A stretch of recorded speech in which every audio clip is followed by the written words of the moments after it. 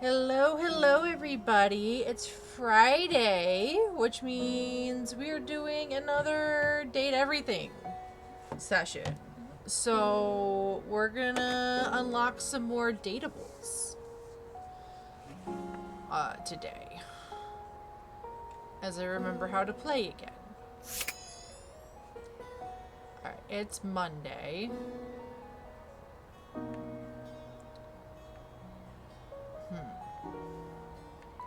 Who did we want to talk to today? I'll give you first pick, Shrimpy. Who do we talk to today?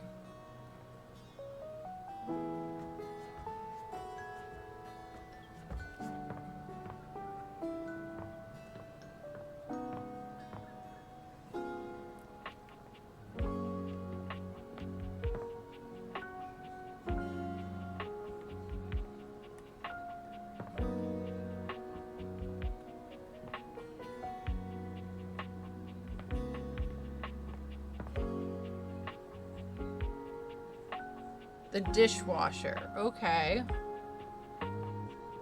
Intrigued to see why it's cursed.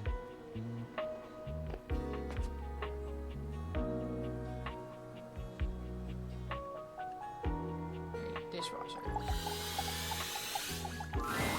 What appears to be a dishwasher with arms, legs, and a disconcertingly cheerful face waves happily at you. You tap the Dateviators a few times, wondering if they've malfunctioned. But the mascot-like dishwasher before you doesn't waver or change.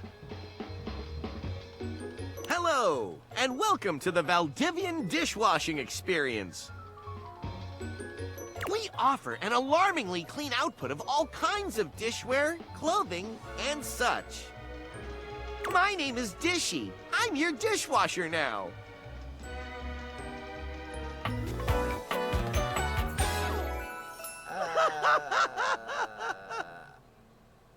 Is there like a hot guy underneath the mascot costume? Or is that it? To get started, please connect me to your internet so I can get started knowing exactly what I need. You're a dishwasher. Why do you need to connect to the internet?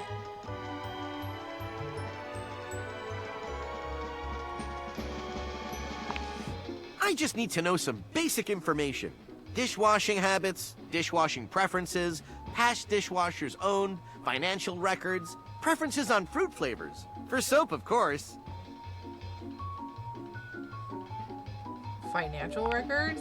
Records of finances.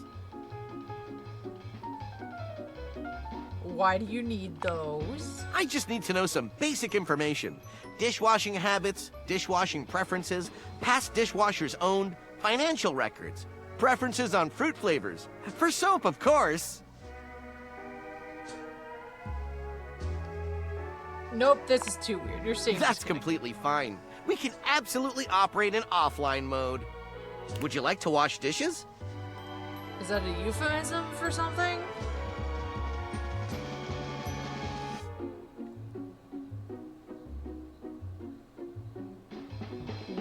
No.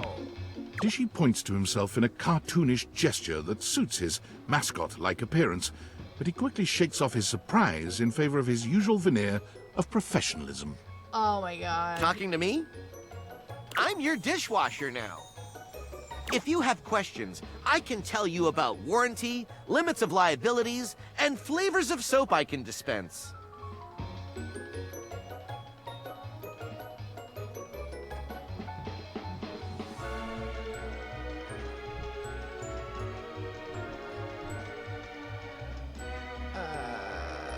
How do I get out of this conversation? Mine are unlimited. Oh, I guess he really liked that. So, shall we get to the part where you connect me to the internet? No, you are a Not dishwasher. convinced. Is it my demeanor that is off-putting? My figure?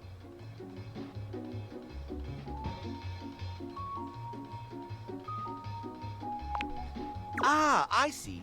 Valdivian knows about these concerns and complies with all federal and local regulations. We won't share any data without your consent. Doubt. You could be sure of that. That's the reason why I'm continually asking you. And trust me, you're gonna want all the new features that our research teams will continue to roll out. You are a dishwasher. You do not need to connect to the internet. I know this sounds like old man yells at cloud, but it's a dishwasher. Appliances don't need to connect to the internet to work. Dishwashers just need to wash dishes, and refrigerators just need to store food and keep it cold.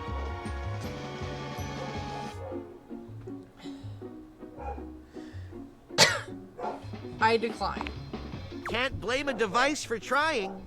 Catch you next time, hot stuff. Ugh. No, ugh. Ugh.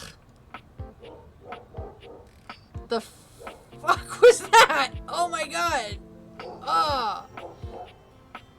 We're not talking to him ever again unless it's for plot related stuff. Agreed. Alright. I get to pick the next one. Let me check.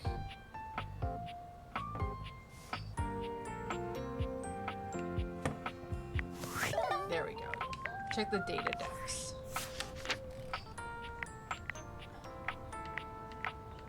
Okay.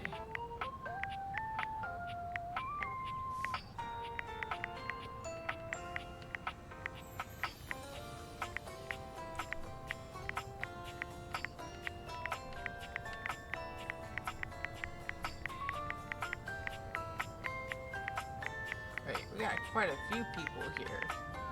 Let's see if there's like any quests. Do we? Rumors. Ooh, that's right.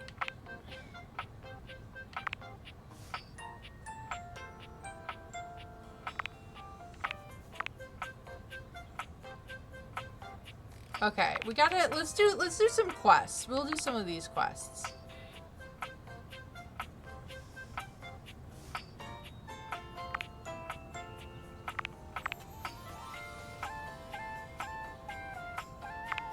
So I think we can do. I think Marisha Ray does Beverly, so we'll talk to Beverly.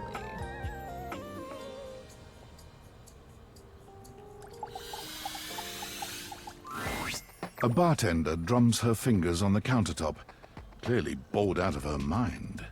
Her long red-orange hair is pulled back into a ponytail that flows down her back, like the drinks she pours so expertly. Oh, I like the little tea bag as like her apron. That's so cute.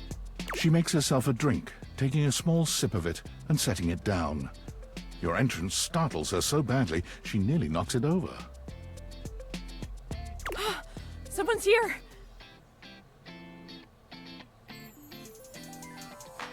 Welcome to my humble bar, the Tipsy Tumbler. I'm Beverly, but you can call me Bev, or Beverly, or Madam Proprietress. That would be so cool.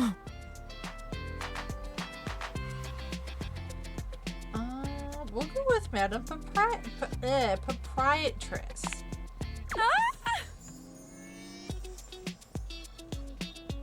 I'm the owner and bartender and janitor and stockroom attendant. Nice to meet you. Hiya.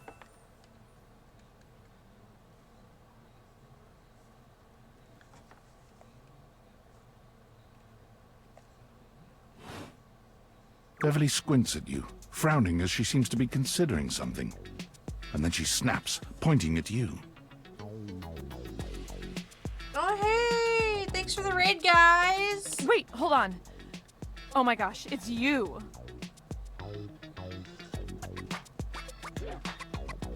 My proprietor. I can't believe I didn't recognize you. Ugh.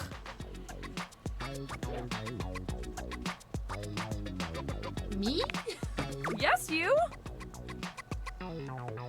Who else so charitably bought this adorable minibar for me so I could set up my dream bar? I owe you a huge debt. You have free drinks for life here. Nice. Welcome to the reopening of the Tipsy Tumbler.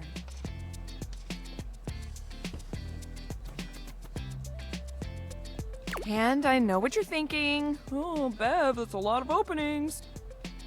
Did something happen the first 6 times you tried to open the bar?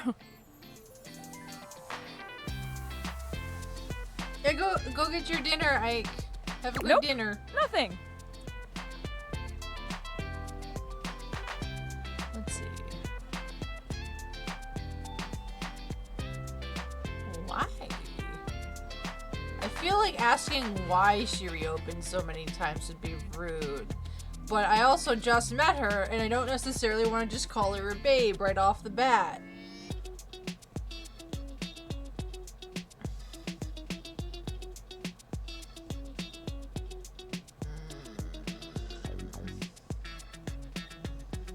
Do I call her babe? Do I call her a babe? I don't know. I feel that's too forward.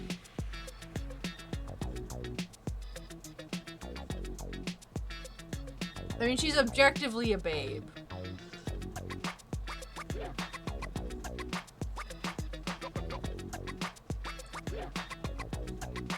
It is, but this is also a dating sim.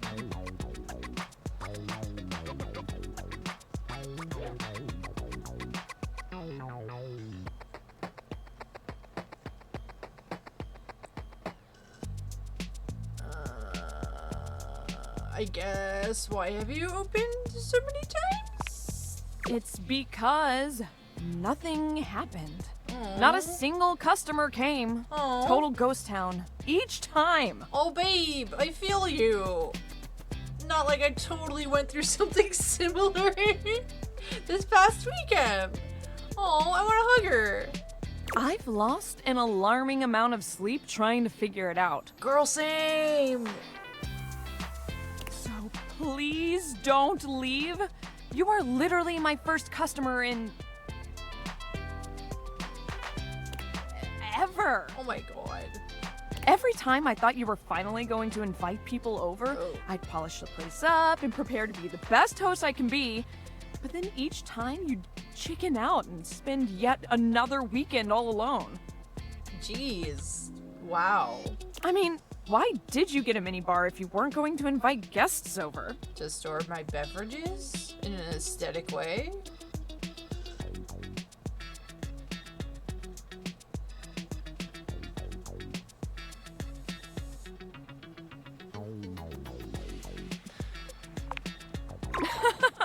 That's sad and totally not something I do.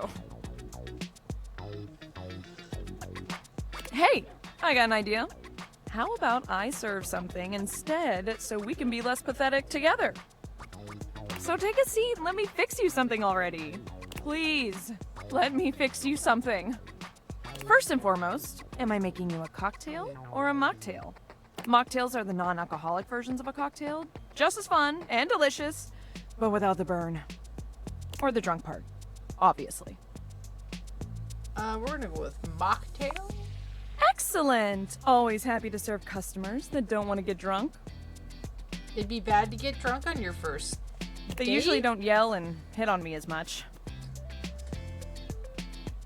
They also sometimes don't tip as much, though. Oh, and also I have no customers. Anyway, which mocktail would you like? Ooh. Glass of... Ooh, a virgin mojito sounds delicious. Nice and refreshing. Smart. You'll get sugar, mint, and lime flavors all in a nice tall glass. Coming right up.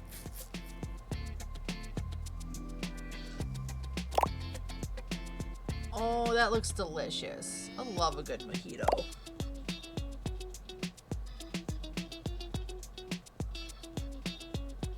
I'm going to sip my drink. I'm not going to be rude and pour it out. You lift your glass to your lips, taking an extended sip. How was it?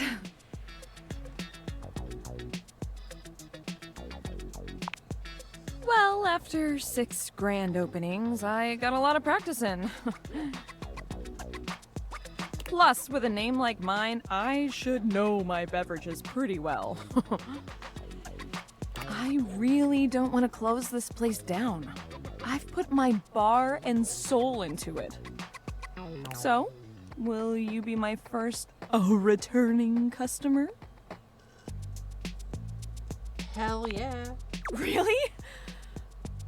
Oh my gosh. Yes. Yes, thank you. Tell your friends. Tell everyone. Please.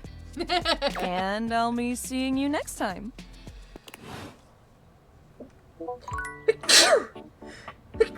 Excuse me. Ugh. Oh. Ooh, something's going on Discord. I'm sorry for the abrupt intrusion, but there's an urgent topic I need to discuss with you immediately. Is everything all right with the Dateviators? Are they operating efficiently? Well, as you know, I'm able to remotely monitor their functionality, and I've been noticing some deeply troubling readings coming from the Quantum Catalyst Activator. Well, it's very sci-fi, but essentially, the Quantum Catalyst Activator is the internal hardware that allows you to directly acknowledge a thing's existence. And recently, it started to emit metacognition readings unlike any I've ever seen before. I'll keep an eye on things over here, but please inform me if anything unusual happens. Oh, and if they get too hot, throw them in the freezer immediately. Your life depends on it. Oh my god.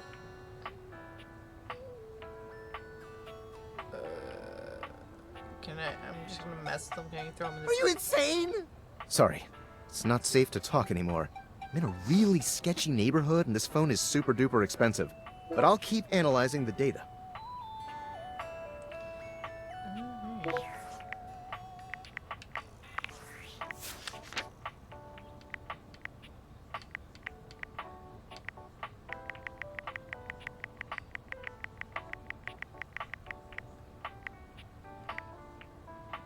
I think we got almost like the entire kitchen done. Ugh. Alright.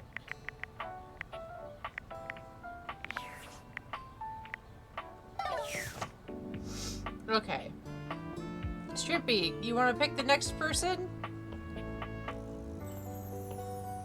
What room we going to next?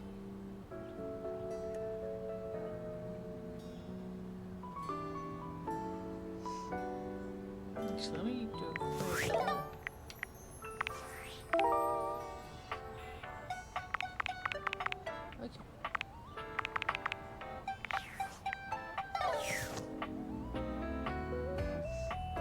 Okay.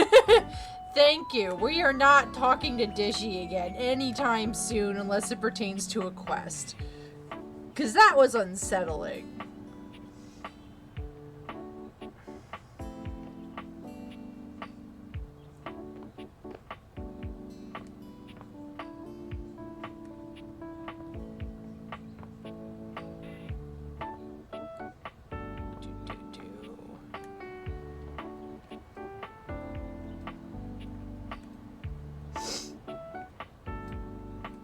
Oh, I don't think we've done the curtains, and that does pertain to one of the side quests, so we'll do the curtains. A charming, well-dressed Ooh. duo stand with their backs to you, peering through the curtains and pointing at something outside that you can't see. They seem quite absorbed in their own conversation. Look over there. Look at that. Across the street. What are we looking at? What do you see, Rod? I see a dog. I see a car that could use a wash.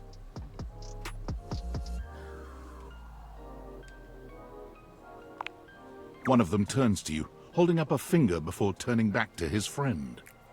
Hi, 1 second. Now, why in the world do you think I would care a single thread about an unwashed car? I don't know what you want from life, Kurt. The shoes, my dude. The shoes. Oh, you were looking at the neighbor's shoes. Those are nice. Right? That's what I'm saying.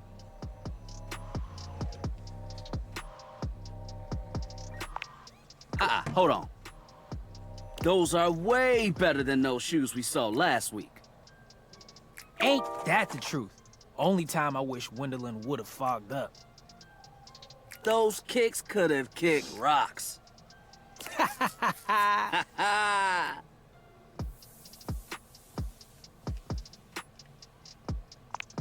What was that about? Rod, don't be so rude. I'm just giving what I was receiving. You'll have to excuse Rod. His tact leaves a lot to be desired. There you go, talking about me like I'm not here. Nah, I'm talking about you so you can hear. There's a difference. See, that's why your seams are unfinished. My seams are unfinished. My seams are unfinished? Keep talking. See what happens. You ain't gonna do nothing. You love me too much. Yeah, okay. Don't say that too loud. Everyone else might start believing it. Are you two okay? Kurt and I have been together forever. Yo, what up?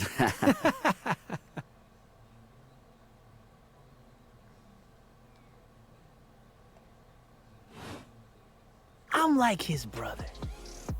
But not my brother. If we were related, you might actually be polished. We both know you wouldn't look good unless you were next to me. Oh my god. Who told you that lie? Say, who do you think looks better? Me or this delusional drape I call my friend? You both look good? Lame. I know it's me. That's fine. It'll be our little secret. Don't even try to make them lie. They're just trying to make you feel good. I'm the fly one.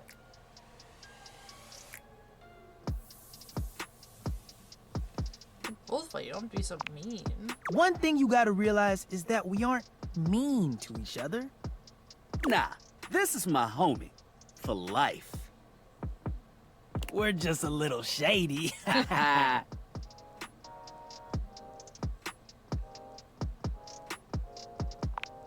Being shady isn't always a bad thing. Oh, to the contrary. I'm shady all the time to Kurt. Why? Because I love him. Oh, so it's like your love language. I guess you could say that. Yeah. But we have rules. Oh yeah. You must throw shade appropriately. Of course. There are 5 rules to throwing shade. First off, you have to know the person. Of course. Sure, you can be shady to folks you don't know, but that is just me. Wait, we made fun of the new mail carrier just the other day. That's because they were wearing that uniform with open-toed sandals. With socks. That's fair. That's fair shade to throw. Oh yeah, they asked for that one. This rule is one of those do as we say, not as we do things. Unless we ask you to do it with us, at which point you better come correct. Which brings us to rule number 2. If the roast ain't hot, you're toast. The shade is all about the laugh at the end. Maybe even a strong guffaw. A guffaw? Are you a cartoon dog person? 'Cause if not, I best not hear a single guffaw out of you, Rod. Keep your aim true. Never bring in secondary parties. Others shouldn't be collateral damage because you decided to mix patterns and it turned out unfortunate. Fair, fair. Oh, what do you mean disconnected? Hold on. There we go. I tried to throw shade on Kurt's mom once. Mrs. Chiffon has never done anything and she will not be brought into this foolishness. Okay. Rule 4. Read their body language as you read them down. Everyone has their line and their limit. Don't be so caught up in the goofs that you step on that line. Of course. It's easy to be on a roll and run right over your friend. Which is why rule number 1 is important. If you don't know them, you don't know what might actually make them upset. Right, like I don't talk about Rod's crush on the blinds at the last house. Dude, not cool. Sorry, I was just giving an example.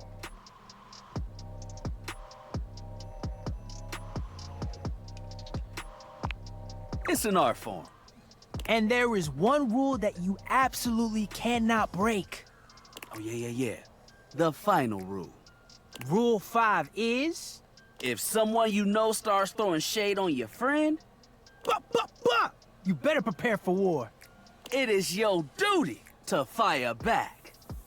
Verbal warfare has begun. Do what... And yeah, those are the rules of shade. You got them all? Well, 5 locked in. Okay, confident. I like that in a person. If they breathe, Kurt likes them. You act like you're the one to talk. The tree outside sways, and you think it's flirting with you. How can you not be charmed? Have you seen those branches?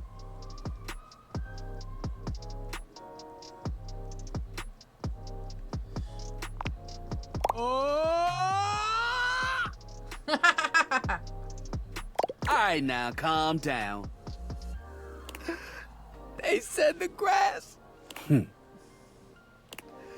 grass, Rod! Oh, you can guffaw, but I can't? Okay, fair. But damn, they got you. The sticker was so cute. You right. That was a good one. You catch on quick. Yo, Rod, that fashion student is getting off the bus. Ooh, what are they wearing? I'm not sure, but it is fly as hell. We've got some people watching to do. Swing on by soon. But come holler at us at different places. Each window has a new thing to throw shade on. Ooh. Variety is the spice of life, baby. Bring your jokes. We like to keep it lively here.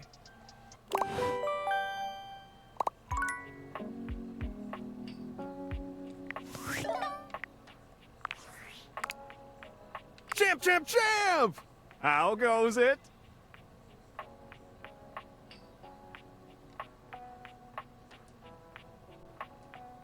Valdivian would like you to complete an exit survey based on your time here. How would you rate your time with Valdivian?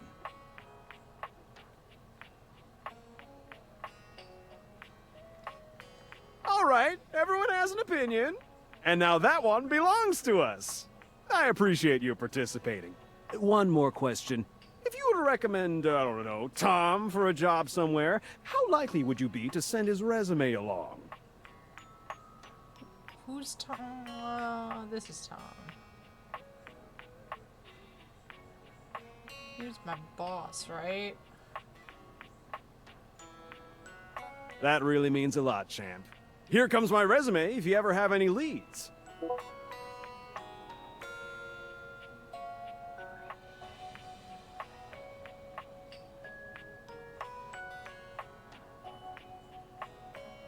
Okay.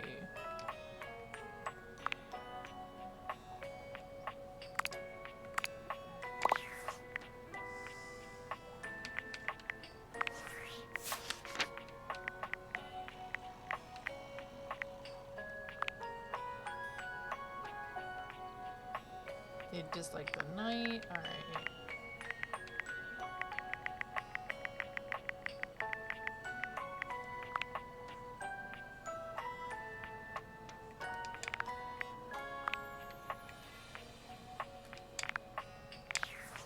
Okay.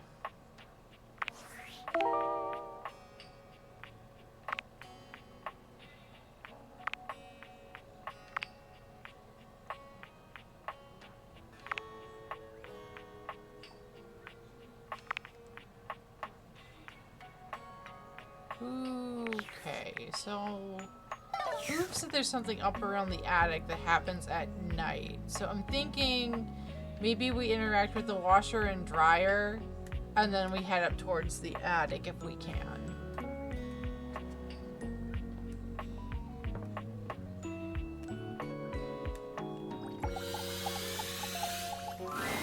A handsome acrobat greets you with a small yet theatrical little bow. placing a hand on his chest and tipping his head forward. He has the... Greetings, weary traveler. I didn't mean to skip that dialogue. I'm sorry.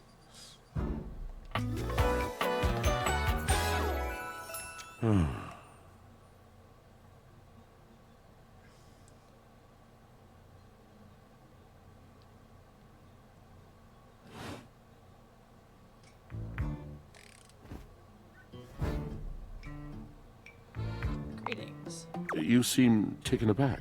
Quite natural. It was not my intention to frighten you, though I grant I'm known to be a disquieting presence when I'm in a mood. Oh my god, he's got a tit window. The door of the washing machine is his titty window. I love this.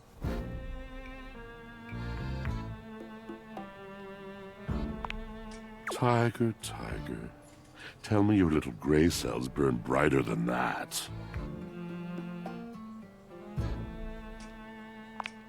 Yes. Yes. A long and solitary bad mood. For this, for everything, we are out of tune.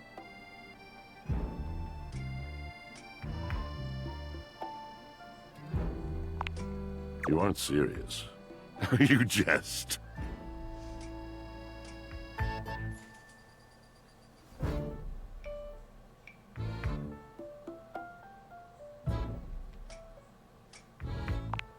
You want to hear my story?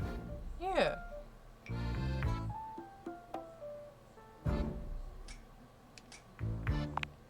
I am a servant to the drama of the heart.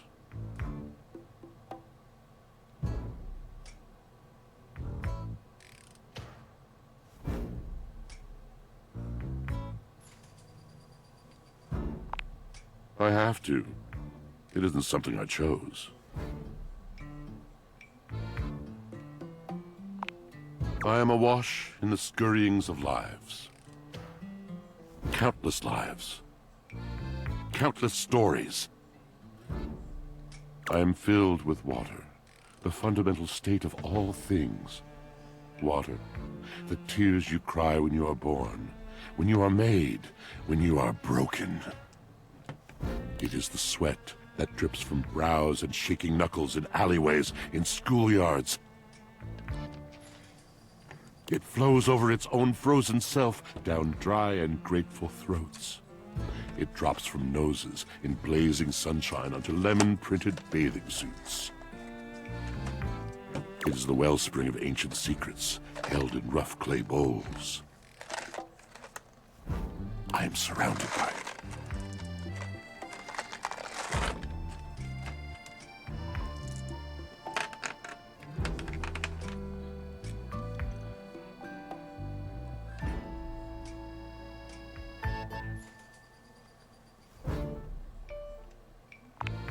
You cannot know the agony that exact decision has caused me. I cannot talk about it. You'll have to ask Drysdale about it. The pale betrayal.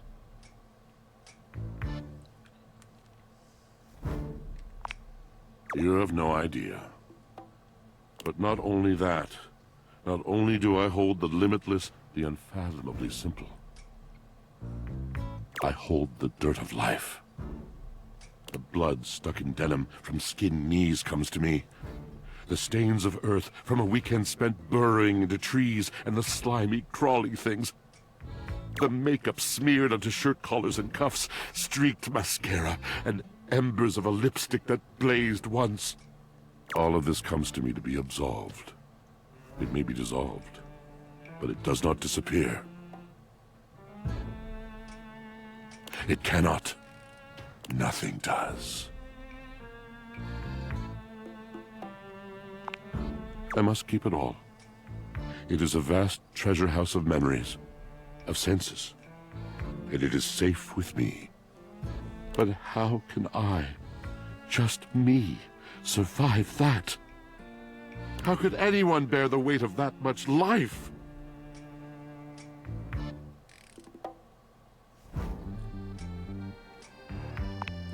It is the words. It is language. To be able to communicate, to share the burden. It is poetry that keeps me afloat in my own sea.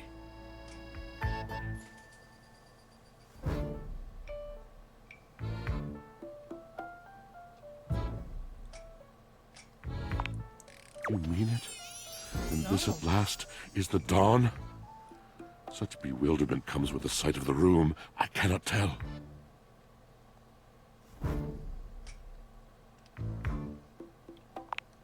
I have lost my only friend.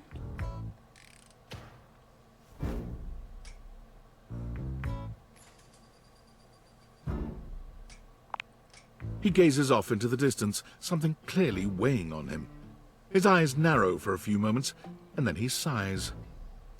Oh. Oh.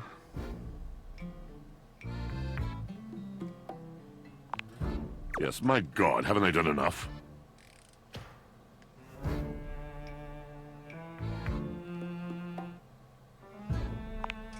Drysdale. He was a phantom of delight when first he gleamed upon my sight. But we are quite forsaken. Oh, did they break up? Were they a thing?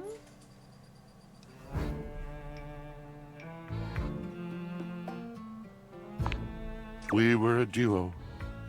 An acrobatic team rivaled by none on Earth. We were swift, smooth, and strong. I wish you could have seen him fly. I think we're gonna have to talk to the To the dryer. vault of paved heaven.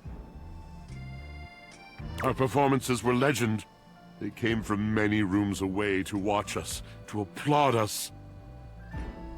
And joy filled me as wine in a glass overflowed.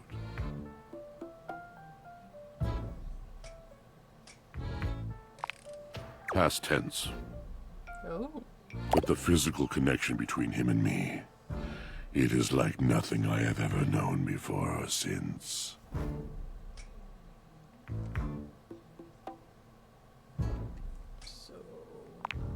He does not need poetry like I do. When he talks, it is a breeze to my tempest. And to him my tempest seems but a suggestion, a rumor of rain in another man's country.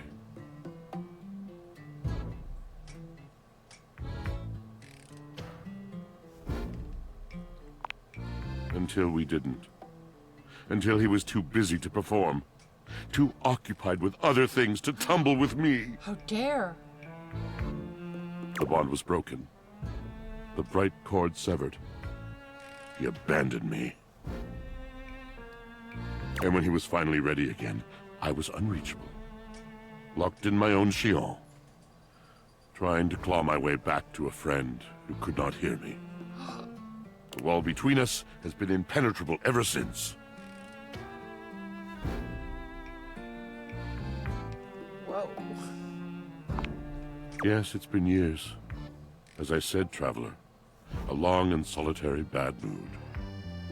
All moving things come to an end. A knotted willow. Haiku. Nice, nice. I miss him every day.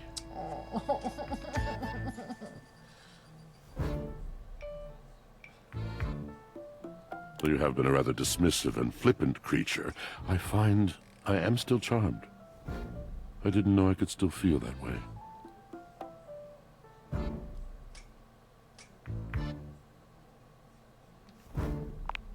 You're asking me to have faith. I would be hard-pressed to acquiesce if not for, well, I've tried everything else. Thank you, sincerely, for listening. It has been so long since anyone has stopped, has heard me.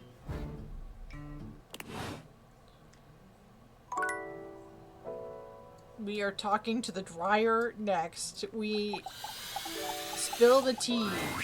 An acrobat in bright orange evaluates you with a smirk. His hair is streaked with grey, and there's a twinkle in his eyes that tells you this guy is definitely going to keep you on your toes. Well, hello there, new face. I may be quite excited to meet you. Oh, is that Neil Newbon? Is that Astarion?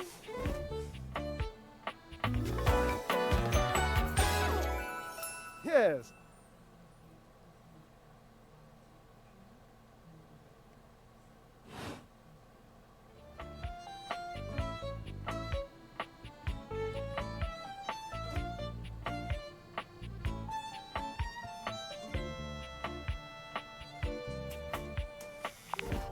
I have a voluptuous suspicion that may be the emotion I'm experiencing. Yes.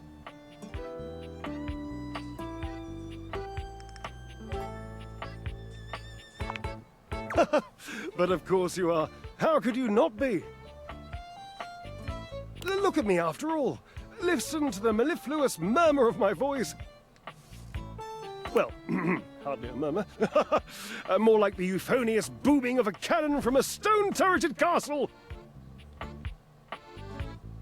Marble on all the floors, gold leaf, filigree wrought iron, and my god, the velvet. I low-key want to draw Astarion in this outfit now. If I were a castle, I would be absolutely dipped in velvet.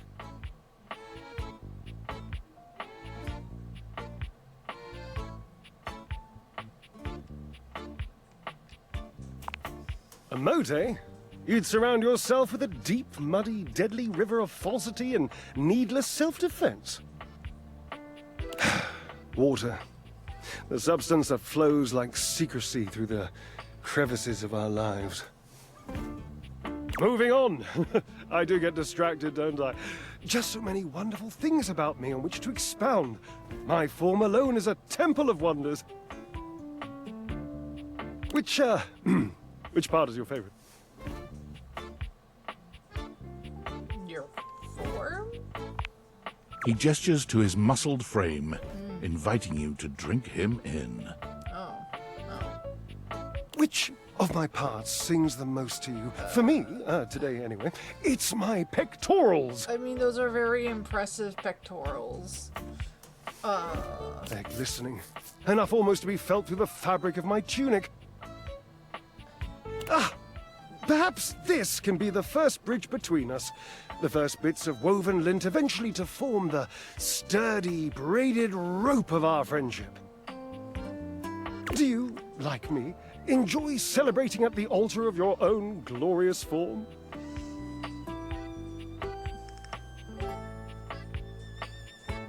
If you mean working out, then no, I hate it. You hate the tireless pursuit of physical excellence?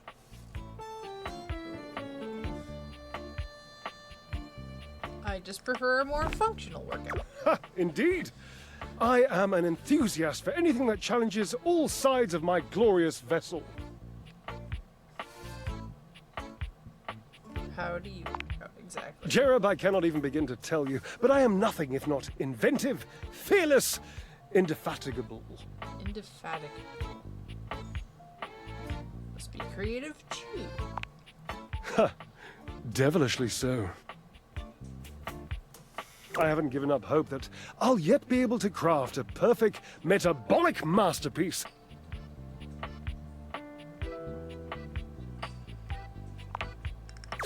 Gasp! I've had a sudden flash that I should feel excited, but I am not sure why. Explain yourself, brain! Oh, no, wait, I figured it out. Oh, that's more points for me. Huzzah! Would you, my new lovely acquaintance, like to help me create the perfect challenge for my body and mind?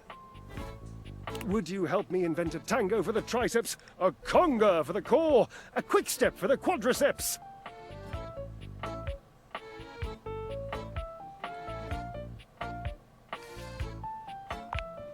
Awesome, yes, as incapable of inspiring awe, just like my obliques, yes? Yes.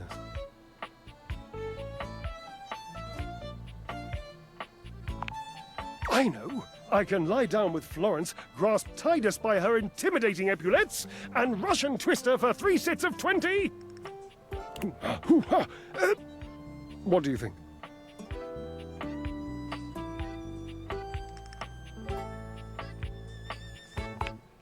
Tidus! The detergent! If you think I'm dramatic.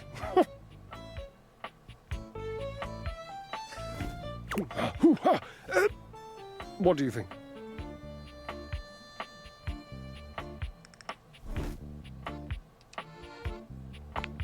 Oh dear, no. I don't think that's a good idea. Darling, where would I hang from?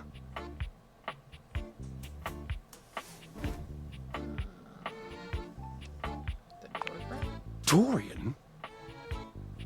Have you seen him? A slice a la mode?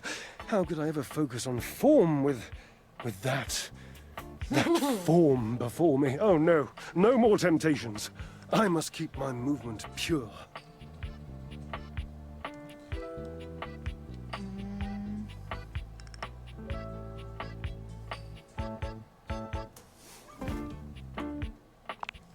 Ah, you are a cruel taskmaster. Lucky for you, I am exceptionally well mastered. Rigorous training is the only way forward, the only way to progress. Bring me the ecstasy of discipline, the sublime breath of skill. Oh, for the love of Lint, I sound like him. Who? Who do you sound like? Like who? Who do you sound like, Drysdale? Washford, of course. He's almost monastic in his approach to physical work. I've never been in better shape. Call Washford for me.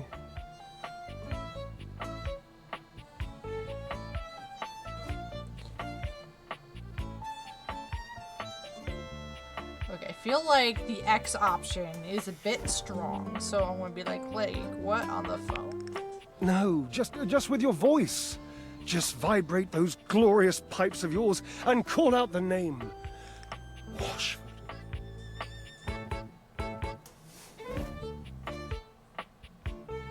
I can't believe I'm doing this. Washford. Just wait a moment. He should be here.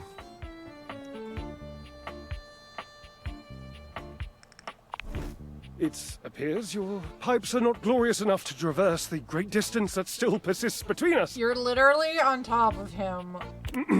You'll have to use your feet. Not as glorious. Slightly floppy, really, but hopefully effective. Have at it! Okay, well... Shit.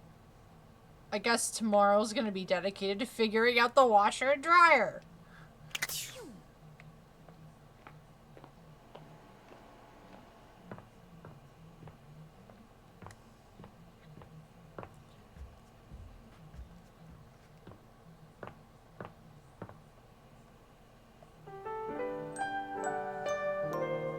I need to talk to Washford again.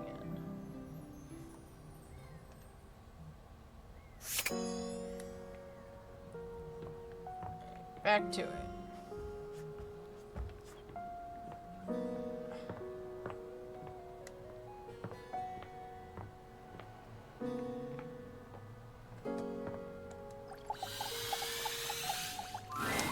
You may have wandered with mad disquietude into a world which will overwhelm you. I must confess, there is a part of me which longs to see you drowned in it. Drowned in the darkness and the sorrow, if only so that I will be understood in the eyes of one who is drowned like me. You look like somebody's... Hi, how's it going? It goes as it goes. I was. My God, I was. And the light and the darkness consumed us both. And time crept in this penitent crawl moment to moment, to night, and I didn't notice. I had not enough breath in me to care for anything but this. For anyone but this. For anywhere but this now, my love.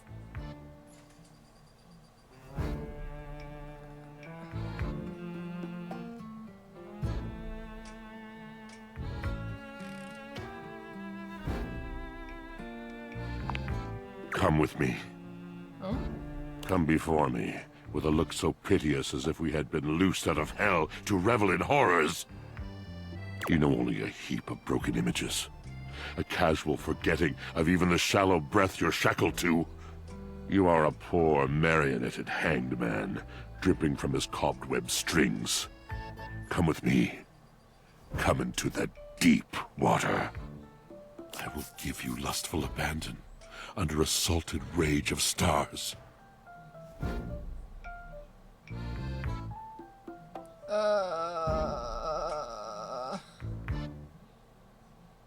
That sounds super dangerous. I don't know. I don't wanna... I feel like... I don't want to bring up Drysdale right away.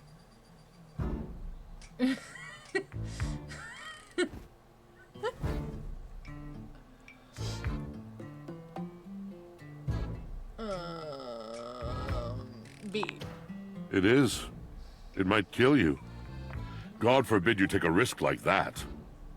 It must be stultifying to live a milquetoast life. Oof.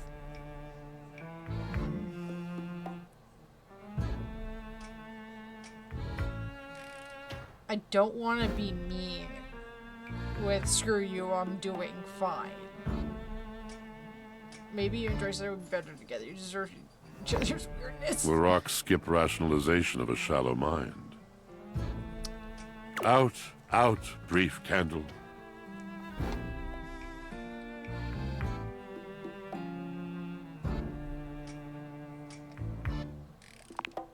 Indeed it is. Such depth of knowledge impresses from one who never leaves their home. Tell me, are you perchance a fellow lover of words?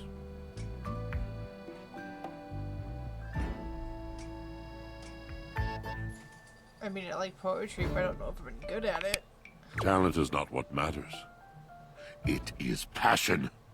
It is the longing to be inspired to dizziness, and to abasement, and to all the whirling spaces in between. Are you passionate for words?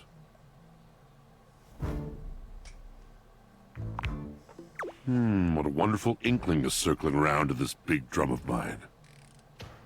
Macbeth was not completely alien to you. Does it therefore stand to reason that other masters of the weaving of words might also be within your ken? Tell me, and for the sake of whatever it is that you love, tell me true. What other magicians of pen and ink stir your soul? Oh, let's see what the options are. Oh, really? Wonderful. Names, names.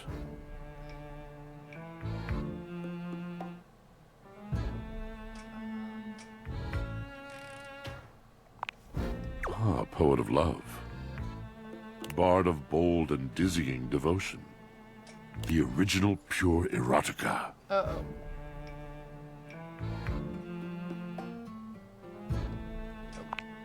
He is indeed the gentle master of our most profound and elementary folly. Do you have a favorite poem?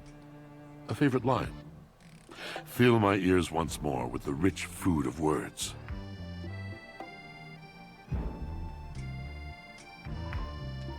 Life is a balance between holding on and letting go. My goodness. Isn't it funny? I hear this. I accept it. But in my mind, it is incomplete. Life is a collection of moments. Each moment is a balance, unique. And at the same time, there is no moment. Even the idea of a moment is something that men made up long ago to provide themselves the illusion of control, of logic and order. There is no moment. There is no order. As soon as you let go, you find there is nothing to hold on to in the first place. Until the next moment. I have held on. I have held on.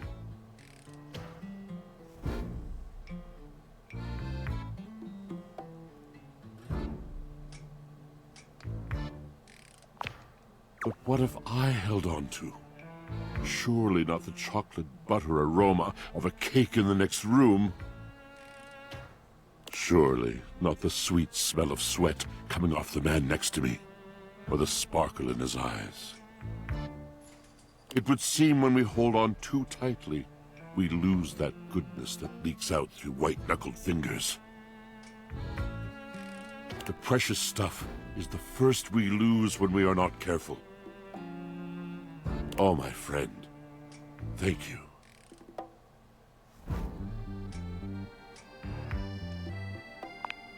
You have overwhelmed me. You have shown me the thing that I have been trying so desperately not to see. Damn you! Uh-oh. And thank you for it. Okay. Washford looks deeply unhappy. He's hardly the cheeriest guy in the house as it is, but this is a new level. Oh no. Ah, the old sensation. My affliction returns. This happens when it's much too dark. When I cannot see clearly. I cannot move. I feel heavy. I feel dark. The weight of the world on my drum, crawling over my eyes like some shadowed army. That's just depression. I cannot spin. And you should see me spin. But then it's this. Slow, creaking, or burdened. There are times I am no better than a washboard at a basin. Go now. I'm no good for conversation anymore. Okay, well...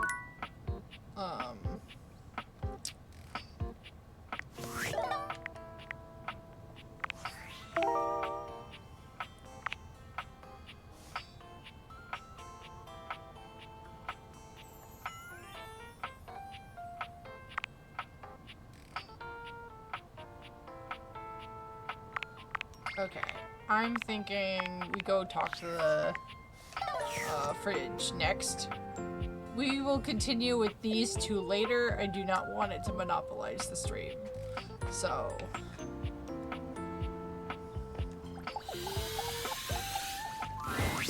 You'd hoped you'd meet your refrigerator, but it seems he's already busy with another guest. Freddy, this is all rather dull. How can you say that when you haven't heard the coolest part? Regale me. The point in which gelatin goes from a liquid to a solid. Can you guess the temperature? Certainly. Go on. Guess for me. I do not guess. Perhaps the human would like to essay an attempt. Ooh.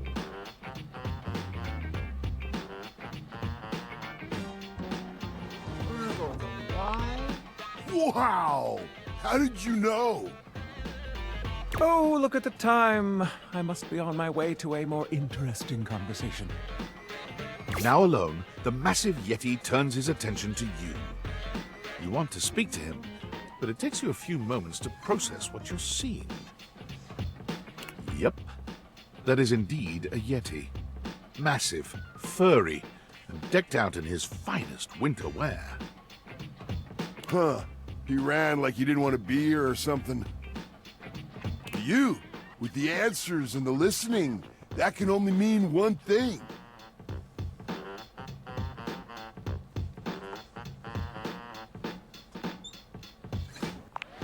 With you standing in the kitchen, I'm no longer the coolest thing in here.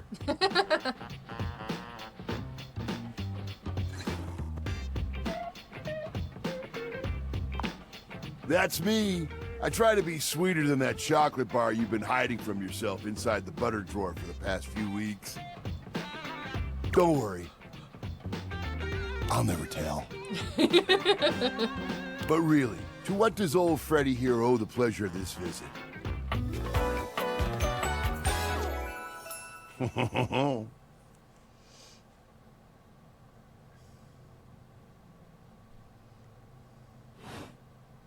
Oh, did you make another order to Food Fetch? What did you get this time? Did you order sushi? Oh, I love it when you get those little rolls that you have the tiny bubbles on top. No, wait. You know what we haven't had in a while? Burritos. Oh, I love burritos. But you might want to hold back on the beans because, well, you know why.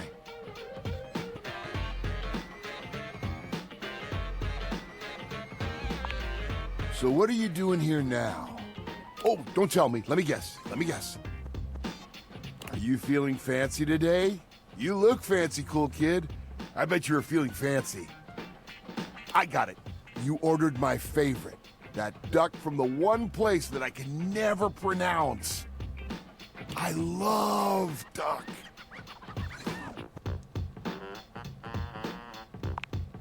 A burger, chicken tenders, empanadas. All good choices, all good choices. Oh, I love when you use Food Fetch. The possibilities are endless. As endless as they can be within a 10-mile radius.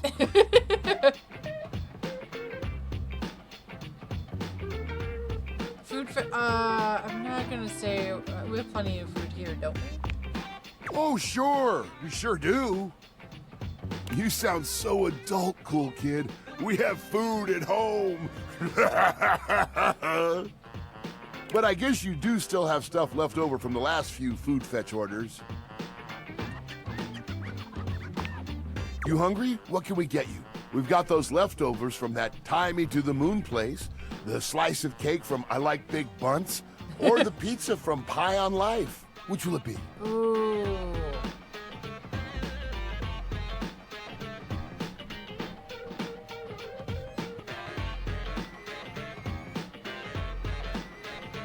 Pad Thai, Pad C for me. Excellent choice. I went based on the pun, because Tie Me to the Moon is a good pun. If I may describe the dish to you.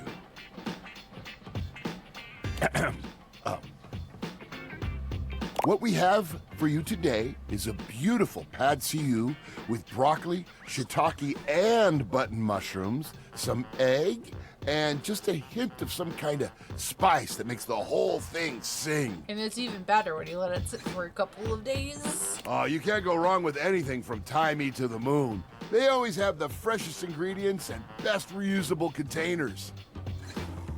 And don't worry, I kept it nice and fresh for you. Oh, I like how they drew the little shrimps in there.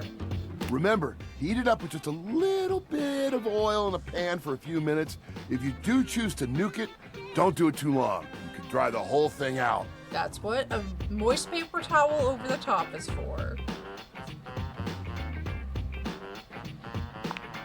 Next time you're feeling peckish, you know where to find me, cool kid. I'll be here waiting.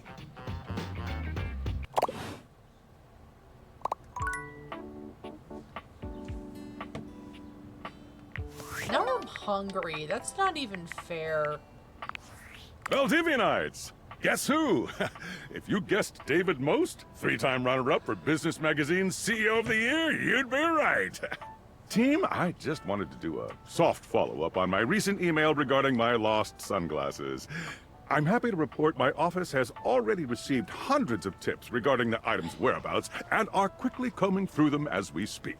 However, I really must reiterate that the tip line is for verifiable leads only. I saw them in Turkmenistan, or did you check up your butt? While obviously very humorous, Check up your butt. detracts from our serious efforts to expediently locate the missing item. In that spirit of camaraderie, anyone who sends a false lead will be downsized on sight. Thank you for your ongoing support in this matter.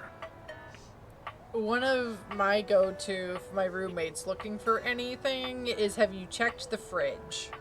Because there was one time, when I was like a teenager, a friend of mine told me a story of one of their younger siblings taking the remote with them to the kitchen so they wouldn't change the channel on the TV. And like, he had left the remote in the fridge and completely forgot for like half an hour. So now whenever we have misplaced something in the house, I'm like, did you check the fridge?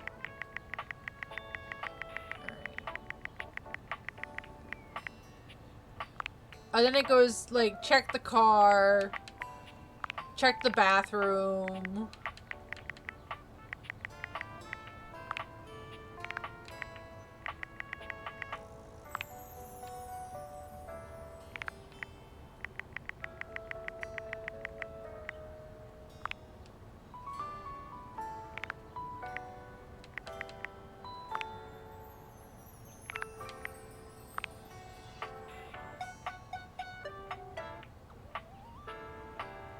Wrestling and oil, oh my.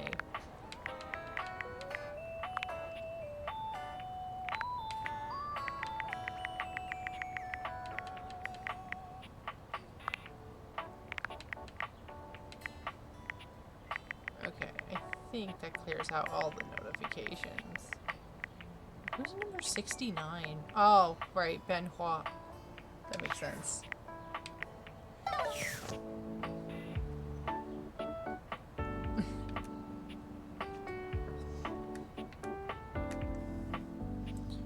Okay, so we got 3 more. I think I want to try to do the, let's see, what? Check out rumors. Reggie.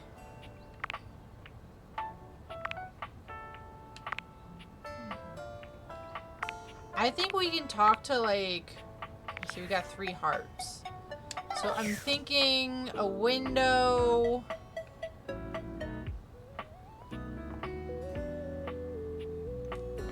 Talk to the chairs. Let me see if we...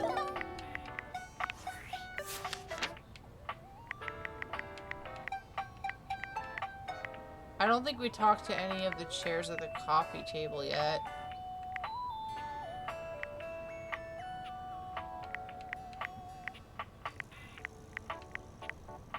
Or like, what, did we want to like unlock someone in the bathroom?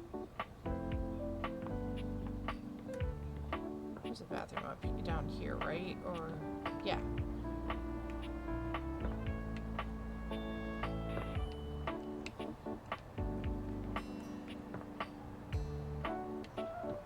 Because I think we could do like shower, window, and then we try to head up to the attic.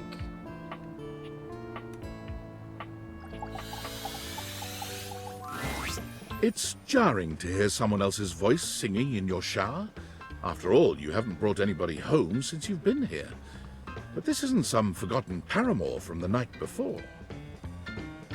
There's a singer in your bathroom, and he's using your showerhead as a microphone. While his singing may be less than professional, he certainly looks the part. His handsome face is framed by glistening ringlet curls, and his clothing has a sterile, hygienic vibe. A stark contrast to the smouldering, sensitive artist you see before you. Hunka, hunka, wet hot love. Hunka, I had a feeling that's where this was going based off the hairstyle and the music. Oh, hey! Oh, jeepers. Didn't hear you come in. I weren't expecting company, especially such a ravishing company. Come right on in, darling. Be sure to wear a shower cap or you're gonna get yourself a mighty wet.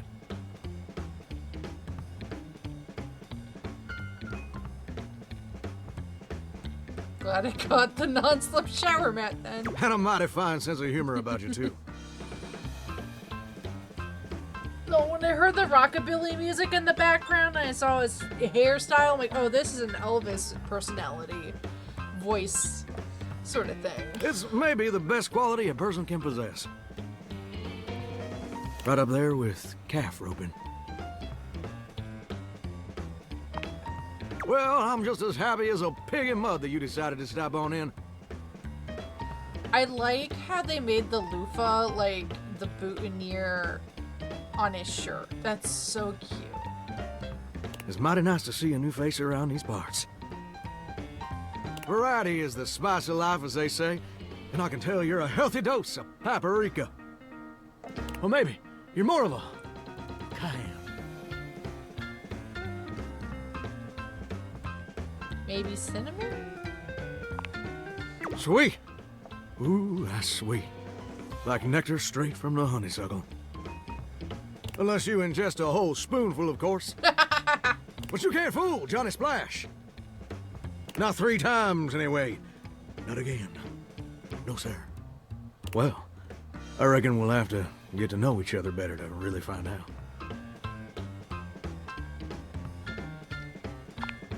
Well, you're mighty welcome. Name's Johnny Splash. Whoa! Oh my god, he's got like little stylized like Crocs for his shoes. Shrimpy, no! You've done the cinnamon challenge? and I just want to make absolutely sure whoever saunters over my way is treated with the most respect and hospitality a gentle shower like myself can offer.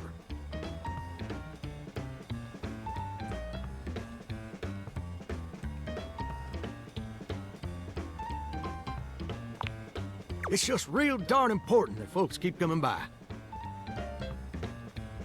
Truth be told, it can get kind of monotonous around these parts. You know what I'm saying?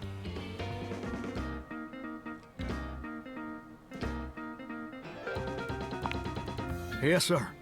The bathroom can be a frighteningly monotonous kind of place. Just duller than dishwater. Or toilet water, as the case may be. I mean, just think on it for a second here. Would you go to a bathroom to have yourself a good old time? To experience something new and exciting? To meet someone famous or important? Depends on the bathroom. See, that's exactly my point. That's just not what your average bathroom is for. Your common bathroom is a utilitarian kind of joint. Sure, it's useful and consistent, but it ain't a particularly lively spot. Ain't no nightclubs in no bathrooms, you know what I'm saying?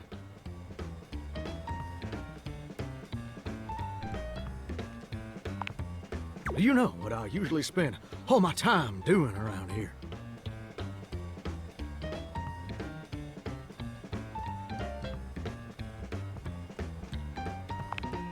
Heck, I wish. The truth is, darling, I spend 99% of my day sitting around doing absolutely nothing at all. Do you know how long it takes the average person to shower? I take about 15 minutes on average. 12 minutes. Oh, that's positively accurate. It takes the average person 12 minutes.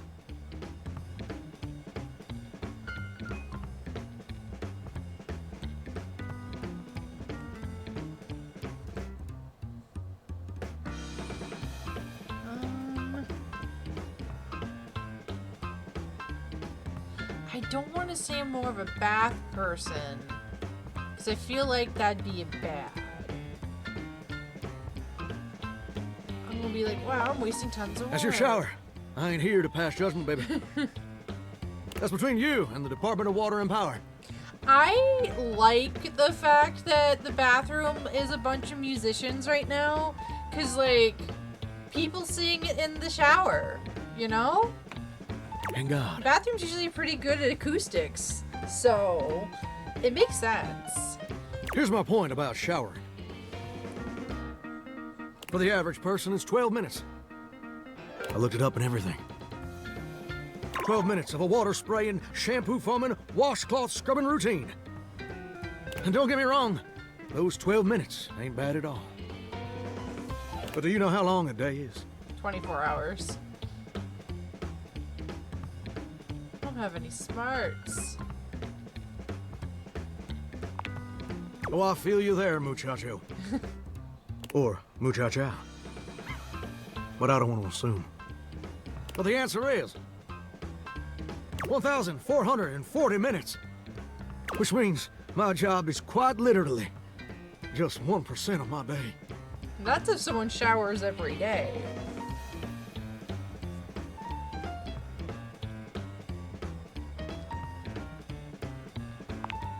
It's gosh darn terrible is what it is.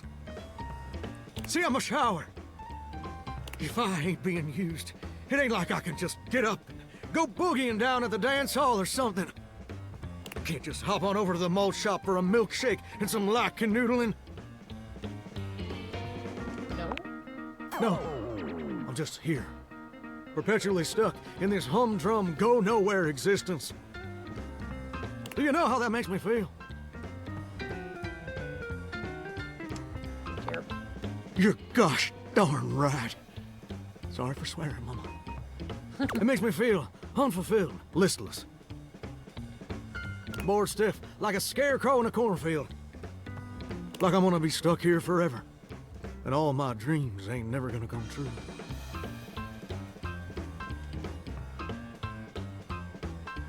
What dreams? Gosh darn it. Did I go and say that out loud?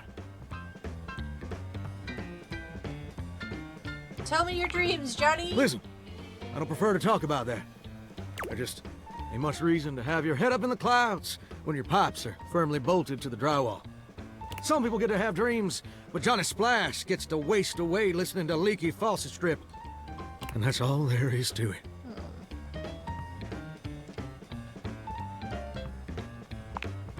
Oh, what the heck? You done twisted my temperature knob. Now, I reckon I usually don't do this, but you got a trustworthy face. Plus, I'd be lying if I said I wasn't just a little bit sweet on you. Oh, okay. That went so, quick. I'll tell you my super secret dreams on one condition.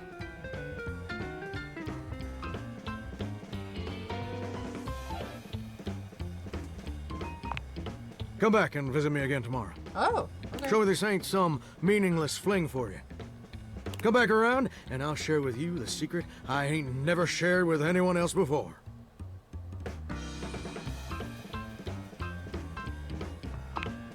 Hope I'll see you then. Now you better mosey on out of here quick. Plumbers are coming soon to fix my water pressure issues.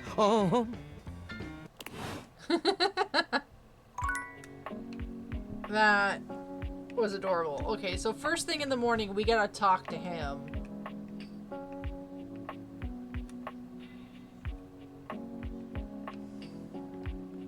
Alright, we'll do the window.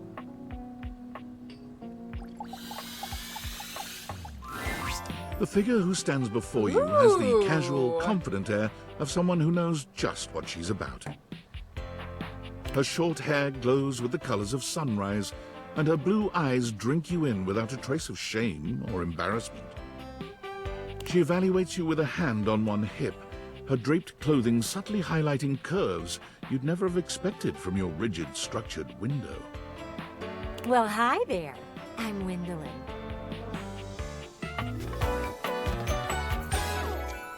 Oh.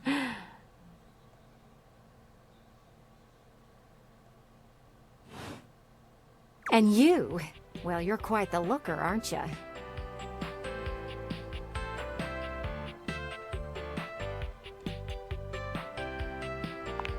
Oh, what's the matter, hun? I can't possibly be the first one to tell you that. You're the one looking out at me all the time. Look, I don't mean to be so forward, but I found I'm happiest when I'm transparent about what I want and what I'm looking for. And unlike most everyone here, I've been ogled by humans for centuries. I have had enough attention on me, thank you very much.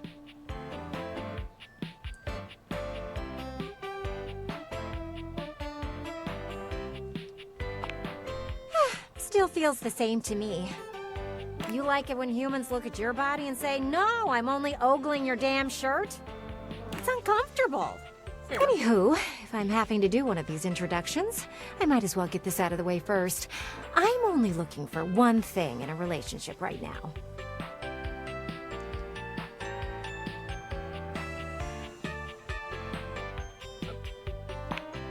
Ugh, perish the thought, swashbuckler. I'm looking to make some nice friends. That said, I can't say I'm looking for anything too serious right now.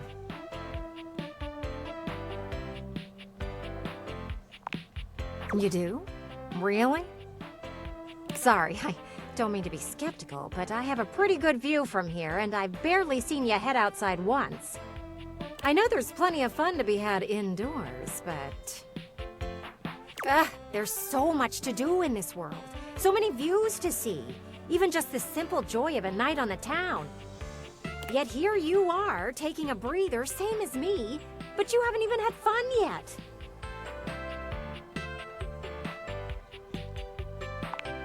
Oh, I know, cutie, and I don't mean to rush you. I just want to see you live a little, that's all. Stop watching life pass you by. Enjoy yourself. Kiss someone. Kiss many someones. And then maybe, in between your adventures, you can come tell me about all the fun you're having. Over and out. Looks like we got a bestie. I love Gwendolyn. She's so cute. Alright, attic.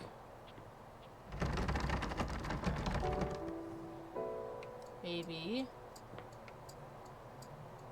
we need to talk to Dorian. Dorian standing in your way is nothing new, but something about this time feels definitive. Sorry, this one's locked. Where does it go? The attic. Why is it locked? This is where you keep your lesser things. Memories, art, and other such nonsense. There's a safe in there as well, presumably full of treasures. You locked this door long ago. Years? Decades? Who can say? Who can say? Until you find a key, I will remain locked. Okay. So we have to find the key. Discord. What do you... Are you there? Please answer. Hurry! There's something we need to discuss. It's of the utmost importance. It's the Dateviators. As I mentioned, I've been closely monitoring the electromagnetic field anomalies emitting from the quantum catalyst activator. And I know this is going to sound completely insane, but it appears... Well, it seems... I can't believe I'm even typing this. Based on the data I'm looking at, you may actually be able to use the Dateviators to bring objects to life. No, you're not listening! I don't mean to engage with an object's sentience during intended usage. That's what the Dateviators were created to do, and they've been working perfectly. I mean to 100% literally transform objects into living, breathing humans.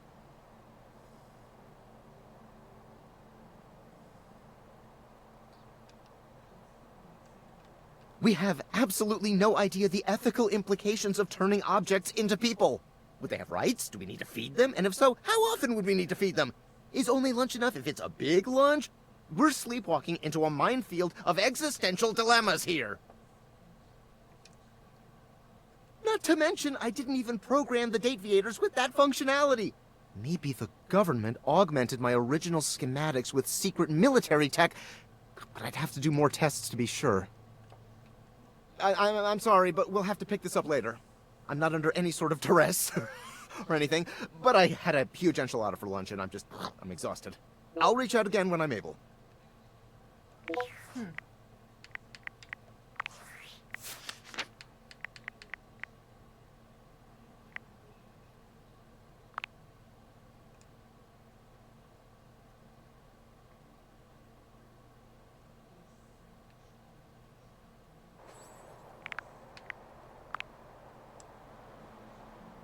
Just like Spaceballs, that's funny.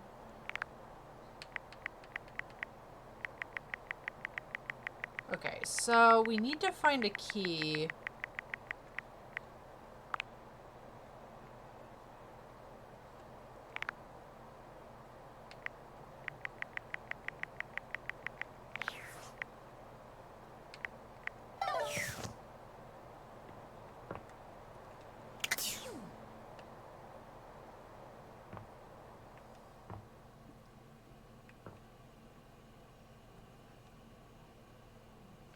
We just need to keep talking to people.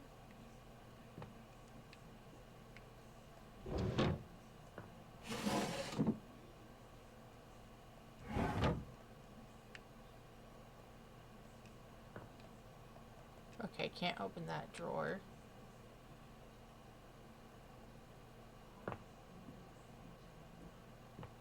Just like where would I keep a key?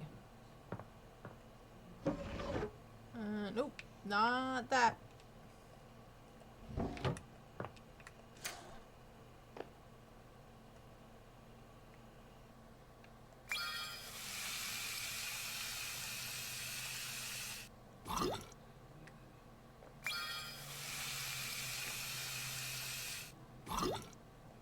Okay, so can't open those drawers. In here. Maybe?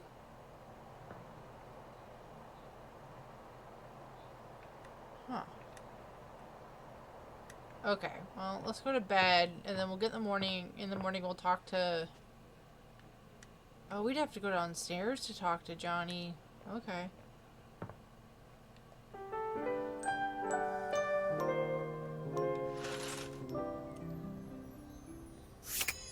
Alright. Talk to Johnny first thing. And then we're gonna look for that key.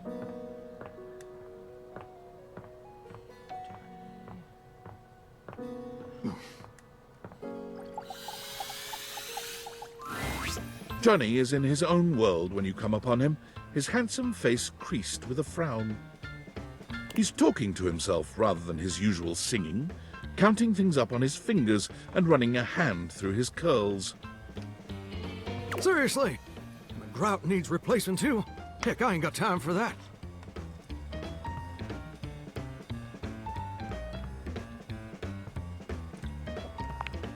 Gorgeous! You came back. What a surprise. I reckon I didn't think you would.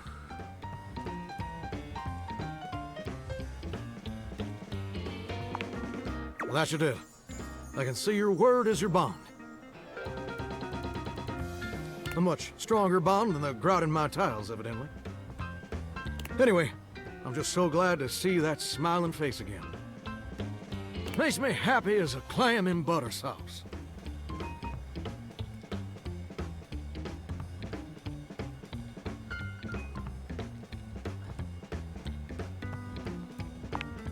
That's right. I did make you that promise. Okay, but first, a question for you. You're not a big-time record producer, are you? Oh. How am I supposed to get all this stuff online? I'll see. I'll see.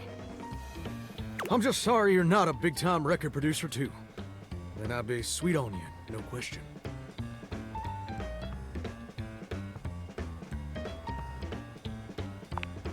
Oh, heck no. It'd just be the maraschino cherry on top of the hot fudge sundae, darling. See, I was just asking whether you were a producer, because I was thinking about our conversation the other day. About dreams and all. And I've decided I ain't gonna be a shower much longer.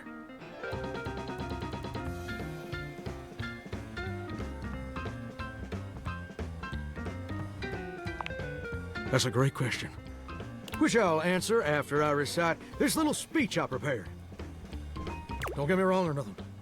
Being a shower is an honest way to earn a living. My pappy was a shower.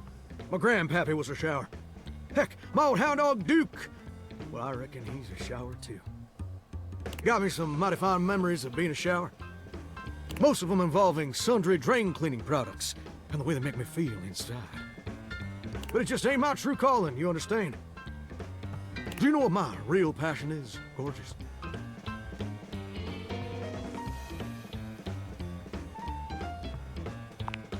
Very close, ravishing, and perceptive. I like that. My dream, the raison d'etre of my humble existence on this crazy spinning marble, is to be a professional singer. Well, I never told anyone that before. Does it surprise you?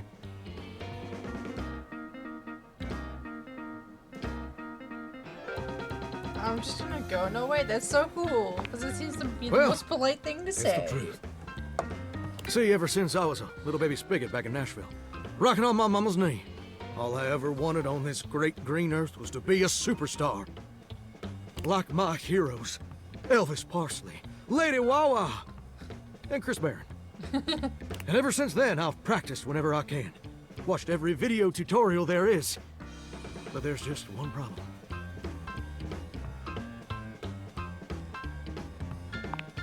It's mighty embarrassing. But my problem is, I'm just too gosh dang insecure. I want to share my love of music with the whole wide world. I want to be recognized for my talents. But every time I think about putting myself out there, I just fall to pieces.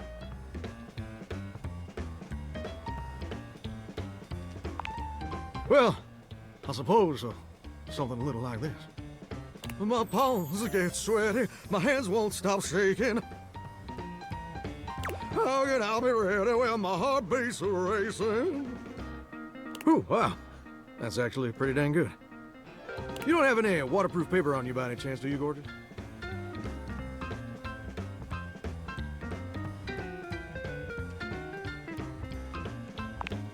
You know what? That's a great point. My pappy, grandpappy, and old hound dog Duke sacrificed too much for me to throw away my dreams just because I'm a little afraid. Afraid of what? Afraid of failing? Heck, folks gotta deal with much scarier things than that all the time. Like spiders. And PFAs in the water supply.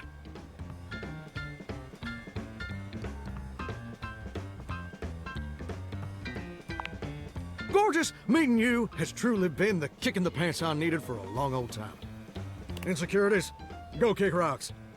It's time for Johnny Splash to make his big, splash.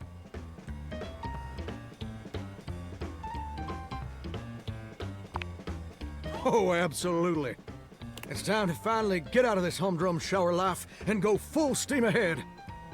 First, let me just send a message to my boss and tell him I quit. And that his hairstyle can suck eggs. You're 34 now, Daryl. Time for an adult haircut.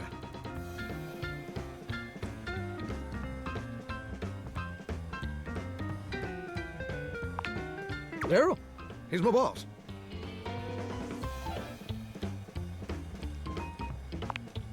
And set! Woo! I'm so dang nervous. Heck, my hands are all shaking. But it feels swell, you know? Real swell. Though, that may just be the adrenaline talking.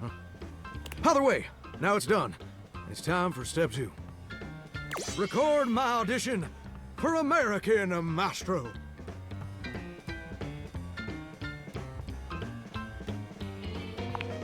This is America's #1 reality TV show.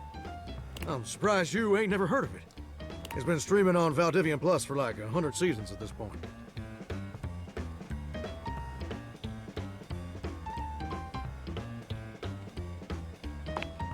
It's a singing competition series where the best future pop stars of America duke it out, vocally speaking, for the chance to be crowned America's Maestro. You're exposed to an audience of millions, and the winner receives a big old recording contract with Valdivian Records. It's always been my dream to compete, and hopefully, to win.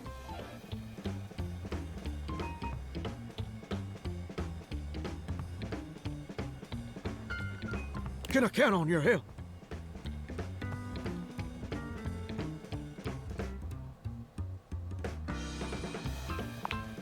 Amazing! I'm just so, gosh dang excited. All right, I'm gonna go get rehearsing and get started on my application. Can you meet me back here tomorrow to record my audition? After all, you're my inspiration. Ooh, okay. See you tomorrow, gorgeous. Well, hello.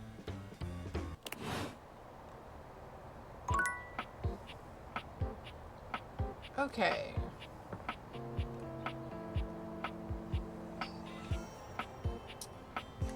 If I were a key... That was fun, yeah. Let's... You know what? Maybe the magnifying glass would know where my key is. Maybe...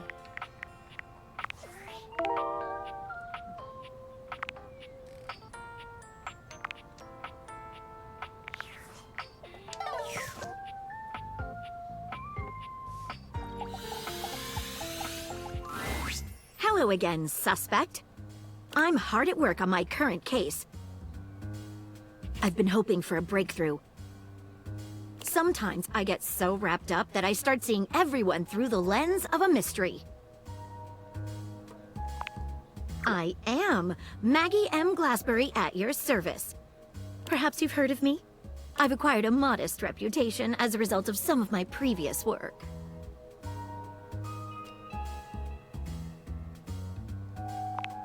Maggie puts her hands on her hips, positively radiating pride. Why, it was I who solved the mystery of the missing sock.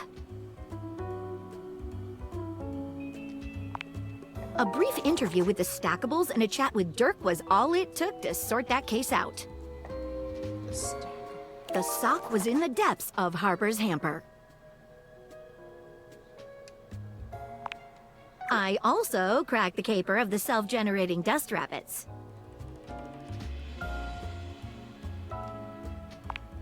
Static electricity. It causes particles to accumulate around pieces of hair. Your hair, to be exact. They form undisturbed, indead air pockets. That's why they hang out under the couch. It matched the evidence, and I ruled out every other possibility. By the power of deductive reasoning, I determined that you were in fact the culprit. I pride myself on that. Lately, I've been taxing my lens to the utmost on a very interesting case. I'm trying to get to the bottom of a mysterious love letter. Ooh. It was delivered to Dorian last night.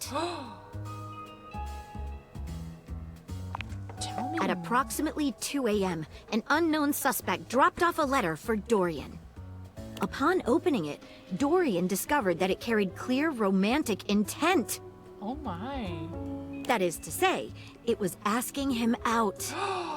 It described how his protective yet gentle presence had won over the writer's heart. If interested, he was to write back as soon as possible. Here's the catch. The letter wasn't signed with a name, just a monogram. Though he might be hesitant to admit it, Dorian was quite taken by the letter. He isn't certain whether he wants to write back until he knows more. Fair, fair. You would? I've never worked with anyone else before, but I think this could be good for the case.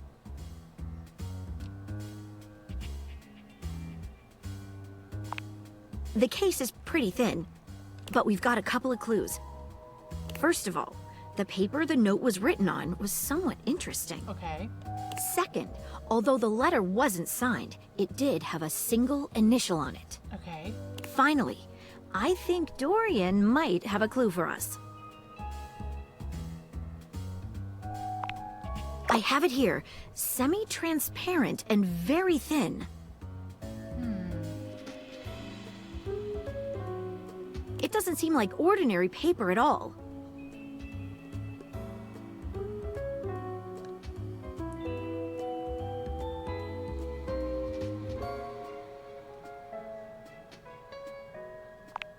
She gives the paper a careful test snip. Cuts just like normal. What else should we try with the paper?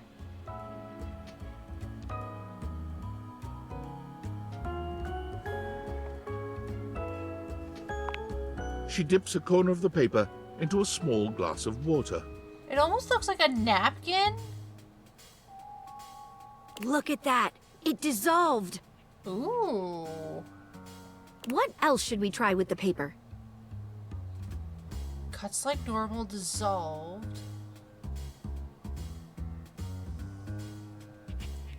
Could be rice paper. She focuses a magnifying glass on the paper for a few moments, stopping immediately when it begins to smoke and catch fire. Yikes! It's definitely flammable. Okay. Does seem to burn slightly slower than normal paper, though. Okay. What else should we try with the paper? Let's taste it. Taste it? If you say so. Lick it. She carefully dabs a corner of the paper against her tongue. How interesting. It's edible and tastes slightly starchy. So it probably is a rice paper. What else should we try with the paper? What should we look at next?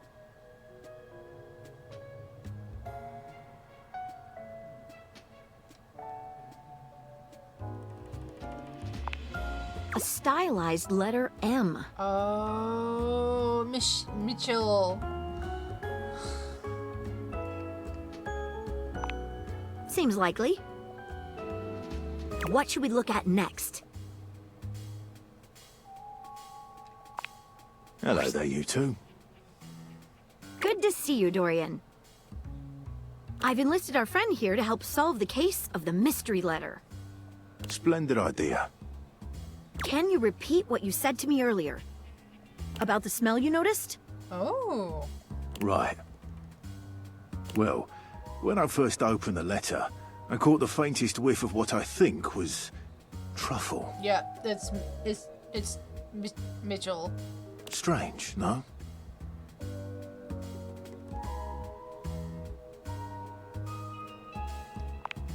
Good luck. Let me know if you happen to figure out who it was from. I'm not one for love, but I am one for truffles. And friendship. What should we look at next? I've narrowed it down to 4 suspects. Penelope, Mitchell Lynn, Mateo Monta, and Freddie Yeti. Who do you think it was?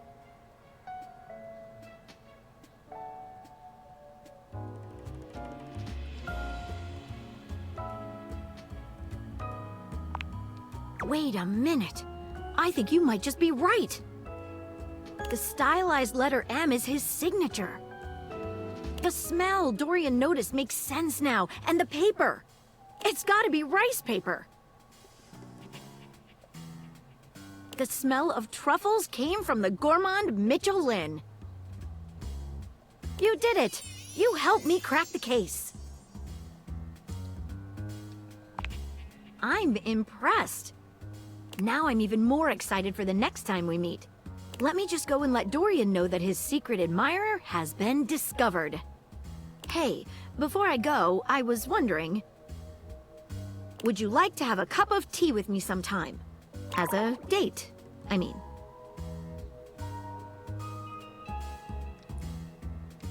Sure, why not? Maggie lets out a girlish squeal. I gotta start smooching for people for Wendolyn. Make it calm down, Maggie. The human could still be a suspect of any sort. See you again soon, compatriot in crime. Nice. Okay, well... Said something about it. You suggested moving a rug. Let's see. Let me check the office. Maybe it's in here? Sodas... Papers... Hold up. Let's see...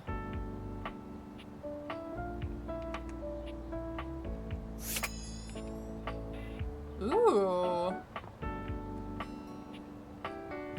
Maybe?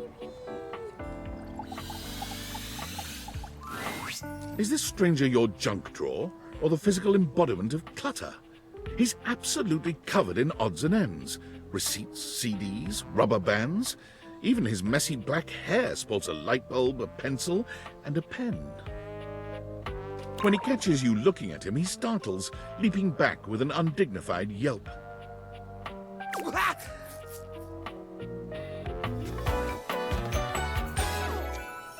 Whoa, Nelly!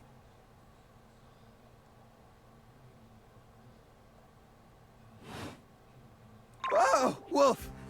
Cheese and crackers, you startled me.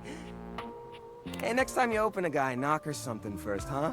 I'm not used to so much light. Besides, sudden jerky movements like that risk disorganizing my collection. Oh, yes. Of course. Sorry. Been a while since I've had a guest.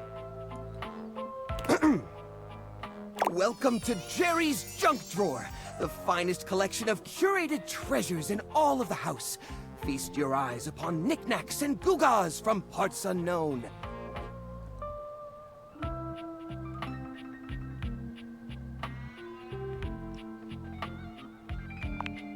Oh, that's the question though, isn't it? Where did this nail come from? What picture frames did it hold? Is that really rust, or is it actually some sort of newfangled orange snack coating? Jerry lifts the nail to his lips, giving it a test lick. Nope, it's rust. Tetanusy. So, what do you think?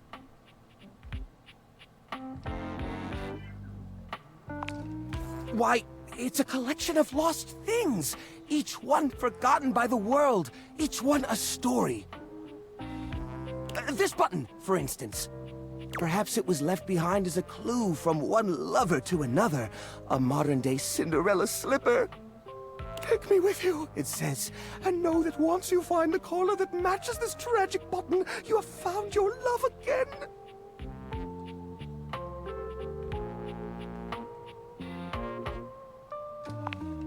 And this mysterious strip of papyrus, perhaps a missive from an ancient land, perhaps a treasure map. Oh, the wonders we could glean if only we could decipher these symbols of black and white bars.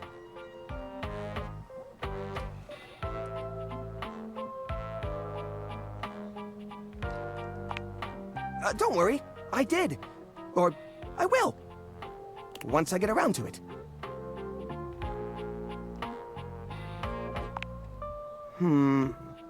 Yeah, I guess so. But it's not so bad. You just need to know the right way to tilt your bones to work around it. It's like a game of limbo. But, you know, forever.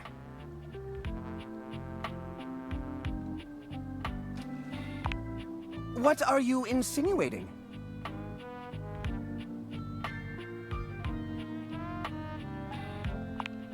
I curate for a specific demographic that happens to enjoy the limited space. They don't mind.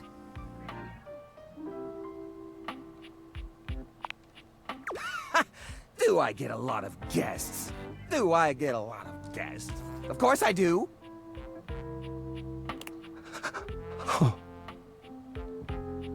Bugs count as guests, right? Oh, you mean the other objects. I get them in here all the time. Like who? Well, there's that Celia. She's a very well-to-do socialite, and she happens to be very interested in the collection. In fact, every time she comes by, she asks me, when will this junk be gone already? I assume she's worried about the collection moving venues before she gets to see it. She's probably just nervous about coming inside. Listen, you, Oh, what's the use? It's true! Nobody visits me but the moths. What am I doing wrong? I just don't get it! I love to entertain, so long as guests don't touch a single thing. What? You mean throw it away?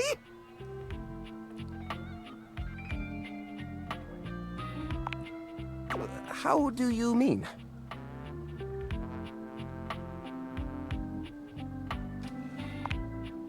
Dot, dot, dot?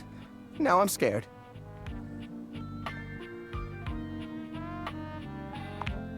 Upcycle them? You mean like an art piece? Well, I suppose the collection could use a centerpiece. Something eye-catching to bring in more visitors. Which is to say, a single-digit number of visitors. I just noticed the patches on his elbows are like little sticker sheets, and that's so cute. Which is to say, another visitor besides you and the roaches. But I wouldn't even know where to start. I mean, what am I supposed to do? Just smash objects together at random? I can't imagine Pierre the paperclip and Claude the so old he's gray and unusable now eraser getting along. They're so different.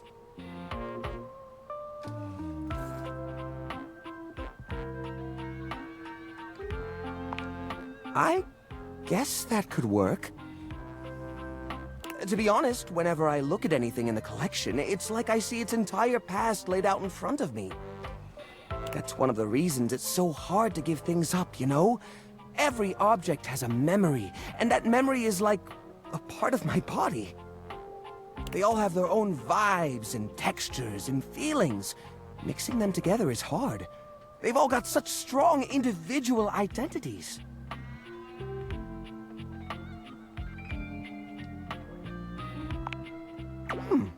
I suppose an outside perspective could help. I'll gather some items that could make a suitable sculpture. He does so, then claps his hands together. Okay, sculpture. Phew. Here we go. First things first, we need some kind of foundation. I think I've got just the thing for this. It's a flat, circular piece of wood that fell off the fence out back.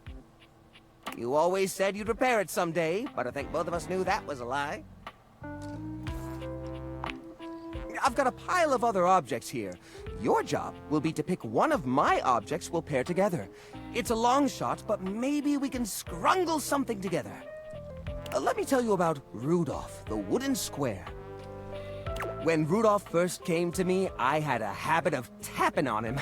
We would while away the hours together, tapping away to a rhythmic beat. Sometimes the best fun looks like boredom.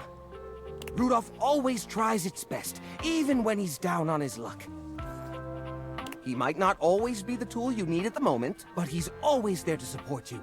Very reliable. Now, which of these would pair well with Rudolph?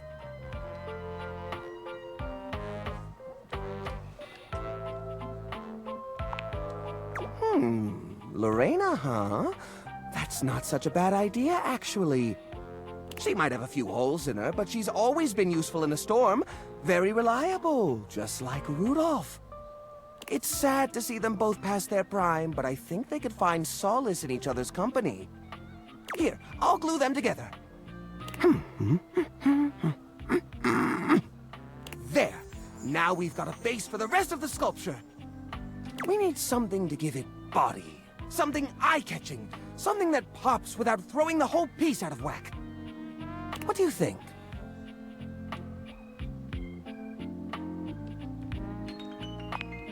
Ah, the old holiday lights. For the holiday we used to celebrate. You know the one. These guys were real champs before exactly one of their 50 bulbs burnt out, rendering the entire string useless. You gotta love series circuits. Even though they don't light up anymore, they still have an interesting shape. And the wire structure lets us sculpt them in interesting ways. We could even make some little columns between the top and the bottom to connect Rudolph and Lorena. Yeah, I think this is a great fit. We've got the sparkle, we've got the foundation, but it feels a little empty in the middle.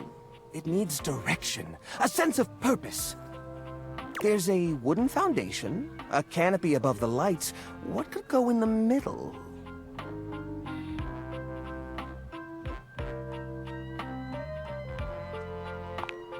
The little army man?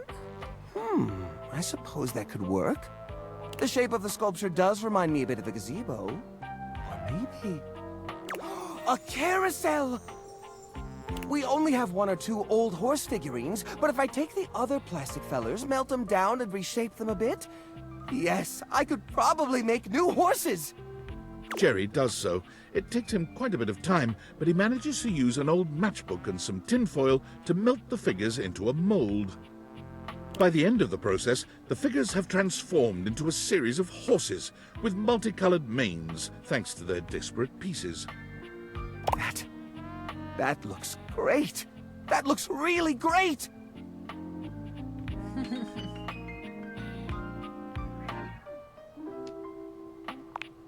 These poor figurines forgotten and collecting dust, reshaped into something beautiful. Rudolph and Lorena working together to give them a stage. It really is the essence of upcycled beauty.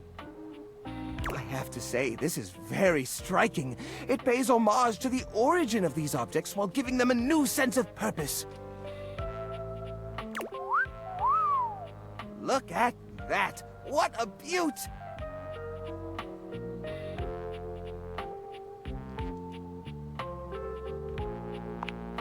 You know what? I think I'm inspired. Maybe I should try doing this with some of my other pieces. I feel a new era for the collection coming on. Oh, I'm so excited. Thanks a lot, friendo. Things are coming up, Jerry.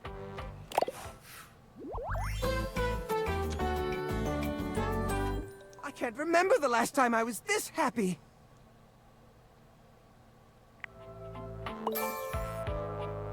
Oh, okay.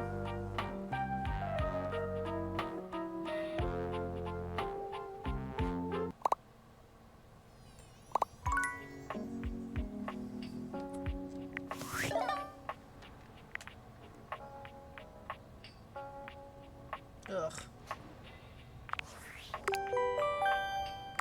I'm afraid I don't understand. Please repeat. I heard you use our voice function to call me. If you ever need assistance, you can simply say, "Okay, Val, can you please help?" And your nearest device will answer. I'm afraid I don't understand.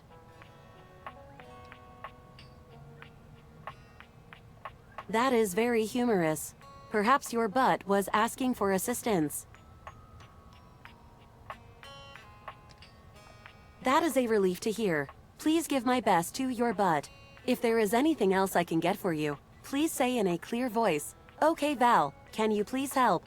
And I will assist right away. Val might doesn't.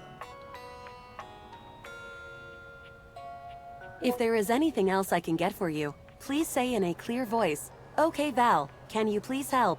And I will assist right away.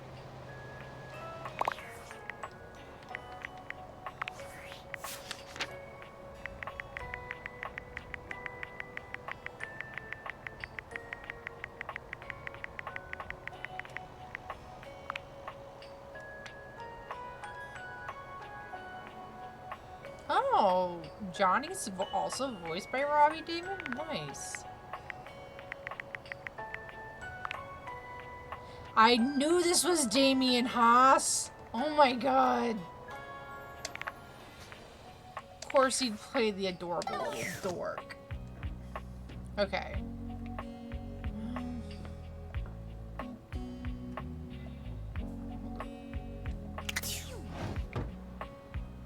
Okay, well...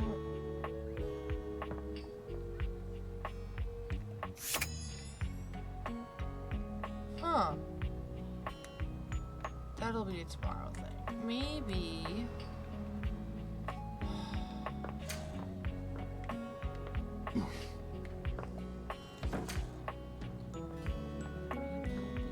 Here?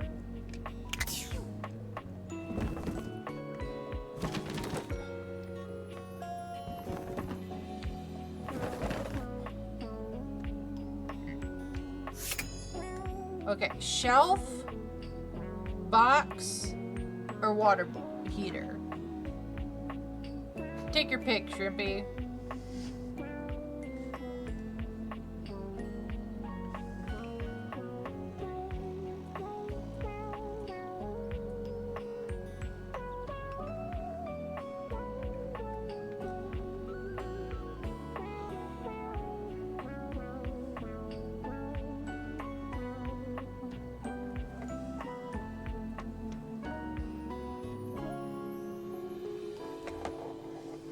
Okay, water heater.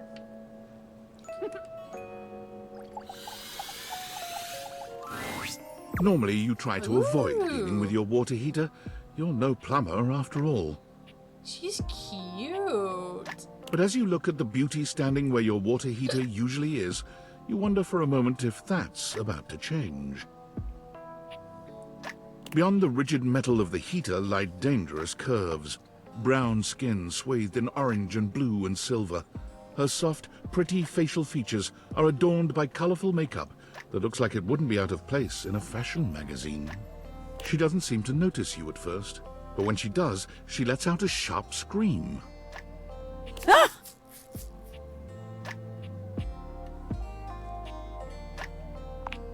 Bubbling boiler rooms. You scared the living. It takes her a moment to calm herself down. She fans at her face with her hands, exhaling loudly. Got me flustered is all. I wasn't expecting any visitors. Last folks who lived here only came down when the pilot light was out, which wasn't often. See, I'm made of the good stuff. Southern made and made to last.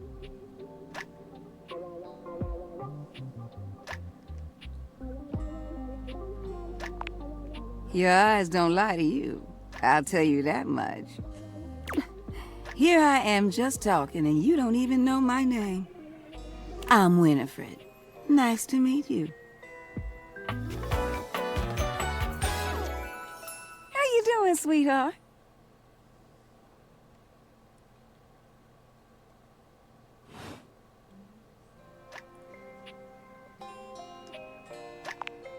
It's a pleasure.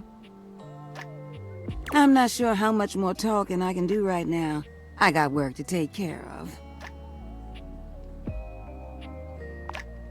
Did you just ask your water heater what she does?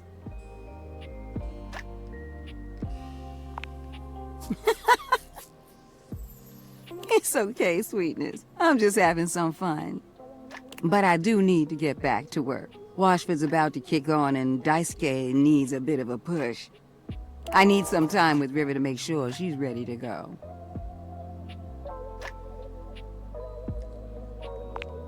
I'll hold you to that, okay? See you around. Okay.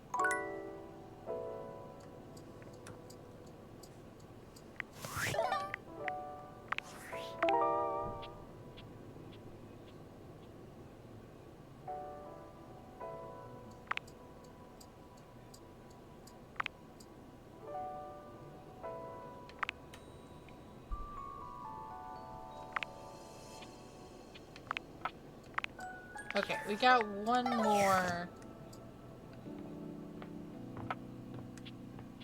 for the day. Where do we want to go talk to the hamper? Because I don't think we've talked to the hamper yet.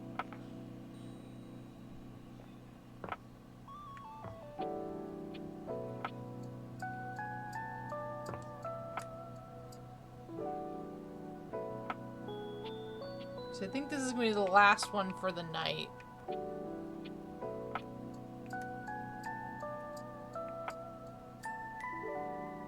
Okay, hamper it is. Normally, when you aim your Dateviators at an object, you see one personality only. But this time, there are two. And they're so engrossed in a hideous argument, they don't even notice you've arrived. One is dressed in woven straw, with clothing in a basket on her back, and a shock of red hair that runs down it. The other is only just visible under a messy mop of dark hair and a pile of dirty clothes he's draped all over his body. Do you think I'm stupid? You think I can't see what's going on right in front of me? Oh, hello, Laura Bailey. I never said you were stupid, but I am starting to think you're insane. If I'm insane, it's because you make me that way. Oh yeah? Without me in your life, you'd be real fucking normal, huh? Oof. Like you don't cling to literally anyone in your life the same way. I wouldn't have to cling if you would just stay where I can see you. I am here literally every day. I can't have a minute to myself.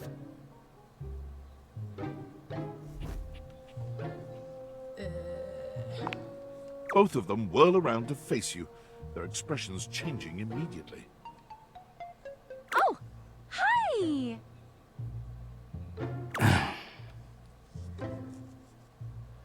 sorry you had to hear that, but please don't worry, it's fine. Yeah, just fine. Sounds like a toxic relationship to me. The energy in the room may have dampened, but there's still a thick tension in the air.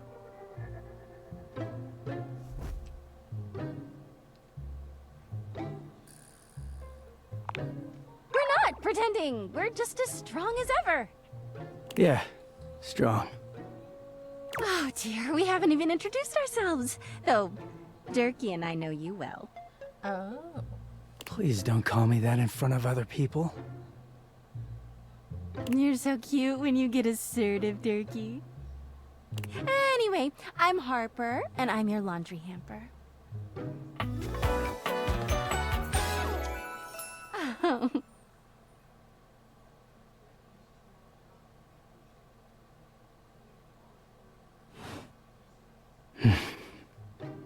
I'm Dirk. and I'm your dirty laundry. Mm-hmm.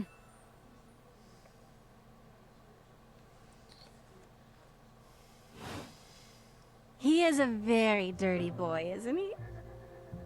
Harper. Harper stomps on Dirk's foot, beaming all the while. Dirk grunts, but says nothing. Anyway, that's us. You could sound a little happier when introducing us, Turkey. Do I not seem happy? He looks at you, stone-faced. Every minute with Harper is a non-stop party. Harper's smile grows strained.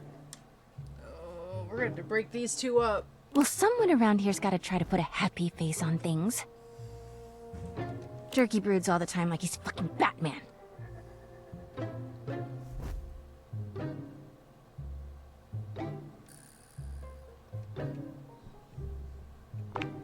What? No.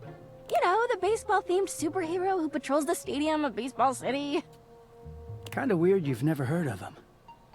Don't be rude, Turkey. I'm not. It's just surprising. Not everybody keeps their nose in a comic book like you do. Well, not everybody needs the level of escapism I do. Oh boy. There's an awkward silence, and then... You know, because they're not dating the laundry hamper equivalent of a bamboo finger trap. Harper is silent for a very long time, but you can feel another argument coming. Just as she opens her mouth, you speak first.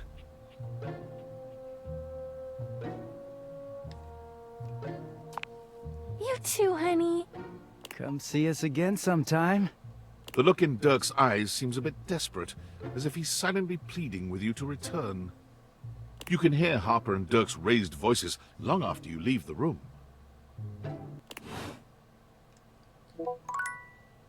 That was intense. Well, well, well. If it isn't the Casa Casanova. Do you see what I did there? That's wordplay, baby.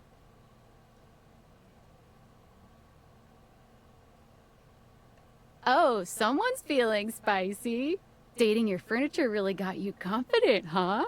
You're out here dating all these appliances and shit. But, like, why? Not why are you dating them, like, why is this happening now? To you.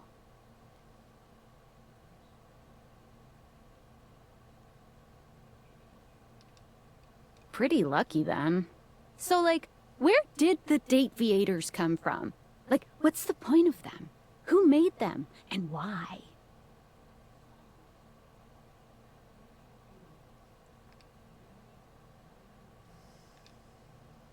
Tinfoil hat?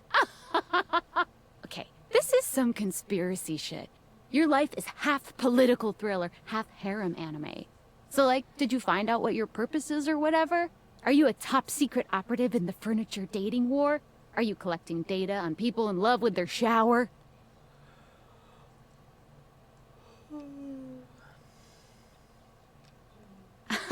God, yeah. Oh well, guess we can just make up our own theories. Or maybe just enjoy the furniture dates for now.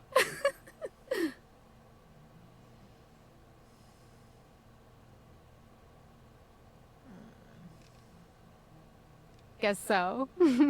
Well, this has been fun, but I have a meeting in 3 minutes, and I really want coffee first. So, gotta go fast. Bye.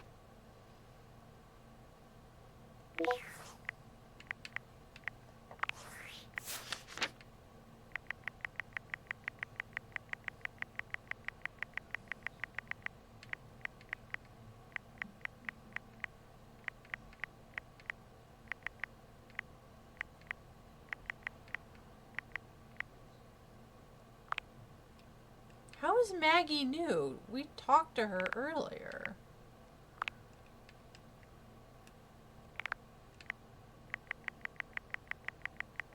Harper, there we go. Yep, Laura Bailey. Oh, she just likes abandonment. That explains a lot.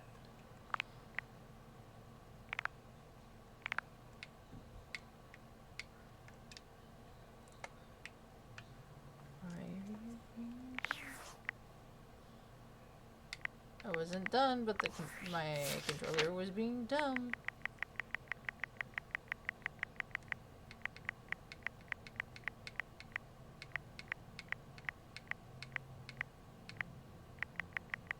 I just want to see who the voice is.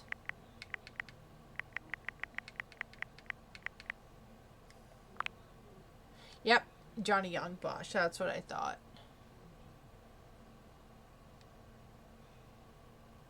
Like security, Harper being told what to do. Dislikes Harper. Buddy. Buddy. Oh! Emmy Roo! Hello, hello!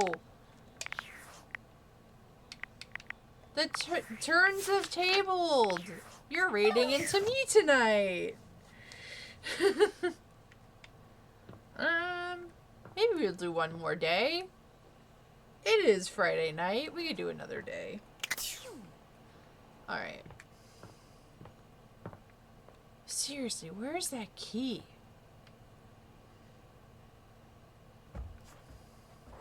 Hello, welcome, welcome, Raiders. I hope you all had a good time with Emmy.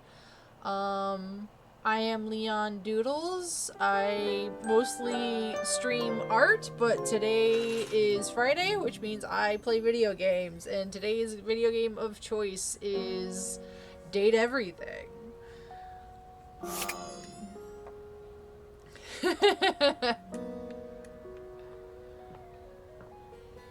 So welcome on in. Get cozy. Get comfy. We're gonna do one more day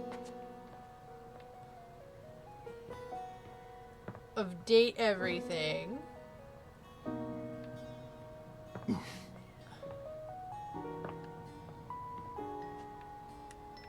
I talk to the fan yet? Hold up. Data decks.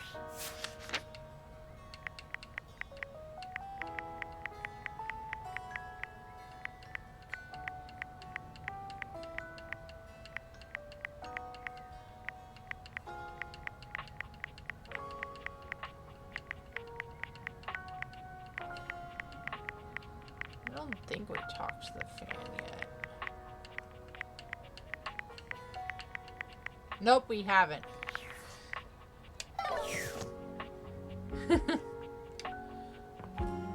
I haven't really been dating.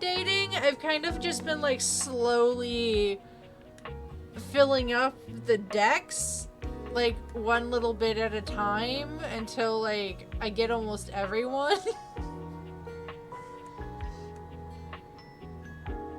Teddy so far is in the running.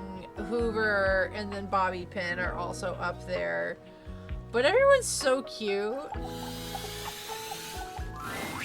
You've never been famous a day in your life, but as you try to evaluate the excitable figure blatantly staring at you, you can't help but wonder if perhaps this is how it feels.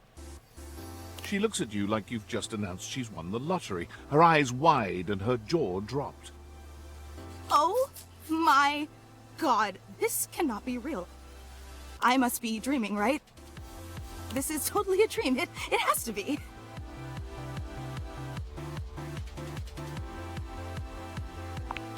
Yes, that's it. That's clearly the most logical explanation. Right now, I am comfortably asleep in my bed, zonked out on Ambien, listening to the calming drone of my white noise machine. Because this right here, there is absolutely no way on Earth this could actually be happening, right?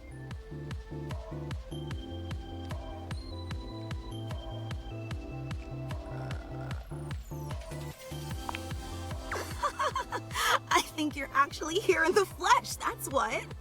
She turns away from you for a few moments, fanning at her face, but it doesn't help her calm down.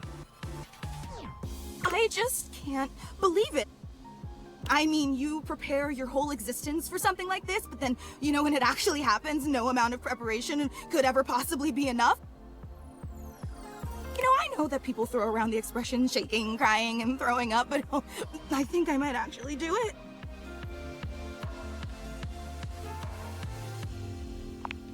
Ugh, I don't know why I even said that. I'm so sorry.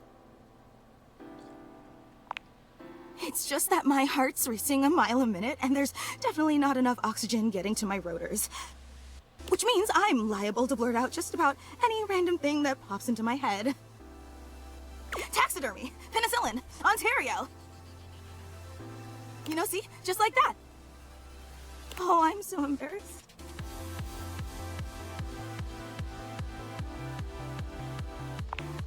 Are you kidding? I'm making a total fool of myself.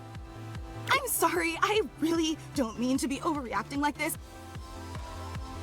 I just never thought we'd actually get the chance to interface like this. And now that it's happening, I'm totally blowing it, aren't I?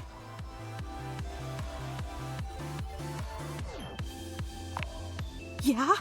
You get nervous too? Oh, yeah. Would you allow me the opportunity to just reset this whole interaction so I have the chance to put my best blade forward? Oh my god, you are the absolute best! Just like I always knew you would be. Okay, here goes. Hi there, I'm Fantina, and if it wasn't painfully obvious from my over-the-top outburst a moment ago, I am your biggest fan.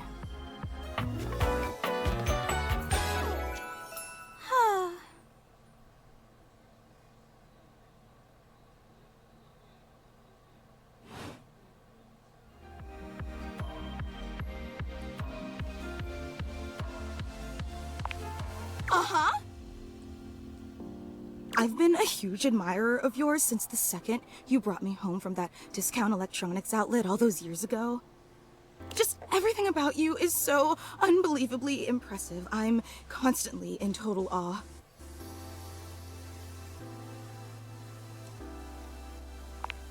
It's true. I've never known anyone so inspiring. The way you wash the dishes, making sure they're sparkling clean even before you place them in the dishwasher.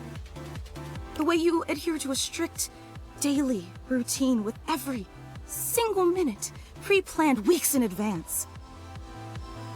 The way you always file your taxes 3 months before they're due. Oh god, I wish I was set on top of my taxes. There truly aren't words for how incredible you are.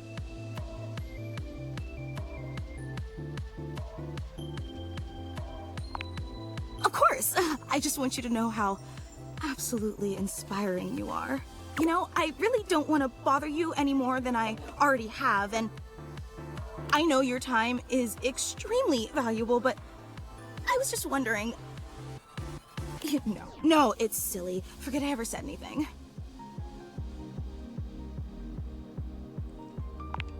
Well, I was just wondering, if it's not too much trouble, would you be willing to sign one of my blades? Just so I have something to remember this amazing moment by. Only if it's not too much trouble, though. I really don't want to inconvenience you. Of course. You take the permanent marquee Fantina holds out to you and scroll your signature along one of her blades.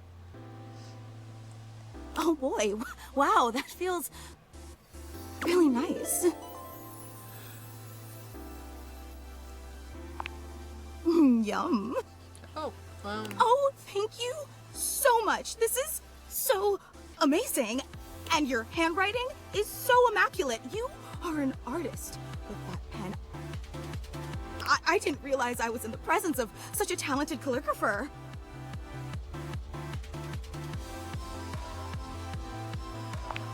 You are so welcome. Wow, I can't believe I actually got your signature. And emblazoned on my own body, no less. Very naughty. I can't wait to show this off to everyone else in the fan club. They are going to be so unbelievably jealous I met you. Fan club? Wait, you don't know? I thought for sure you knew. Yeah, you have a fan club. Really? Because you're incredible, silly. actually have meetups every week. We talk about everything you've been up to at work, what new projects you're developing, discuss your menu for the week. Sometimes there's a raffle. There's a very comprehensive agenda.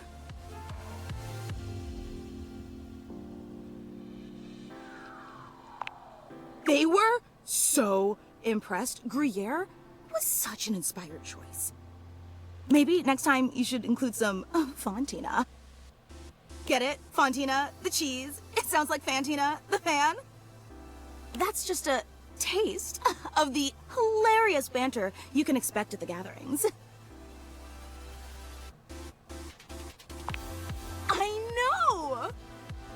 Actually, we're having our weekly meetup real soon.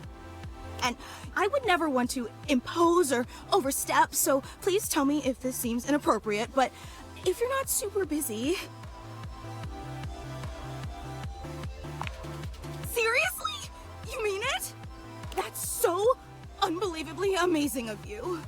Oh, I can't wait to tell everyone.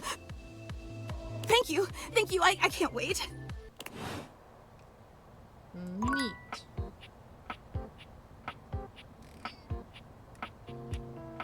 Alright. I think... Ooh. What if we do the soap?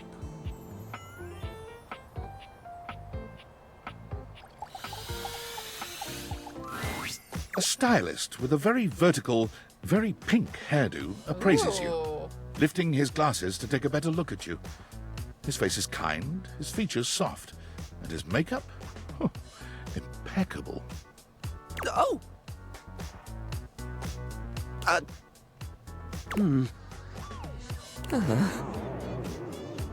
How about we... Oh.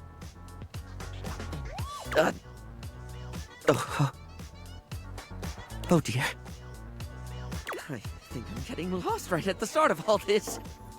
I'm so sorry, darling. My brain runs quicker than cheap mascara sometimes. Oh, stupid Barry, disposable Barry, you're doing it again. Oh, just stop talking. I would like that, yes. He takes a deep breath, shaking off his awkwardness and giving you a friendly smile. Let's take this from the perfectly coiffed top, shall we? My name is Barry Styles. I am your one-stop shop for looking good, feeling great. Not that I have to work too hard at that because, and I don't know if I made myself clear enough on this point, darling, but you are looking fabulous. Why, hello!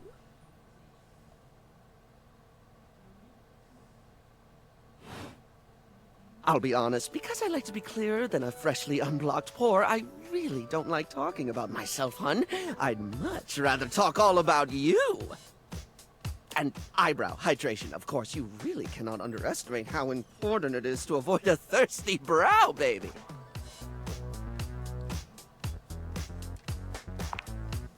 But mostly, I want to talk all about you. In fact, if you'd be so gracious as to indulge me, I'd love to really get under the skin. Oh, not literally, obviously. My products are for external use only. I mean, can I ask you a few questions? Oh, fabulous, darling. Okay. This is super exciting. I just love learning about what other people like. I haven't yet met with a taste I can cater to. So, with that in mind, I simply have to ask. Drum roll. Favorite brand of tweezers? Ooh,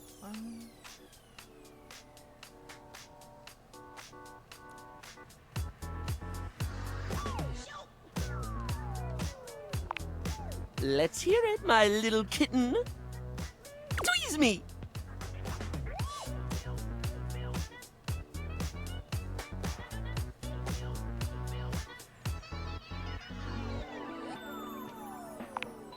Ooh, classy choice.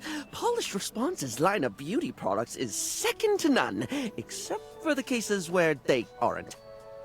Everything they put out emphasizes sleek form factors that promote keen aesthetic without sacrificing functionality. You wouldn't think tweezers could turn heads, but when you pull a polished Response product out of your handbag, the only way it won't get noticed is if they're being upstaged by your polished Response handbag. So, let me just make a mental note. No need to actually write it down. Got a mind like a steel trap. At least when it comes to tweezers and tweezer-related lifestyle choices.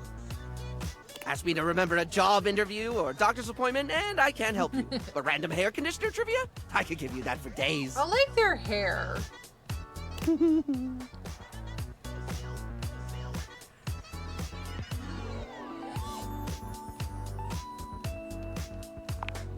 Oh! Oh no. I've been put on the spot. Oh, wait! How about this?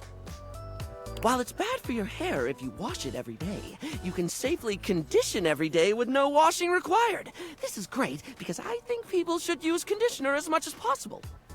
Not so much for the health benefits, but the fact that it just makes hair feel really, really nice, doesn't it? It does. Freshly conditioned hair is the chocolate milk of texture. At least that's what I always say. Well, I don't always say that. That was the first time I ever said it, but I'll keep saying it now. What were we doing? Oh, right. Time for your second question. Ask me this time. Barry, what's your favorite lipstick color? This is a good one. A classic of a beauty question. We can't have a beauty Q&A without knowing your favorite lipstick color, can we? Mine is pink. I wouldn't be able to tell. There's no way to tell that their favorite lipstick color is pink. Impressive, no?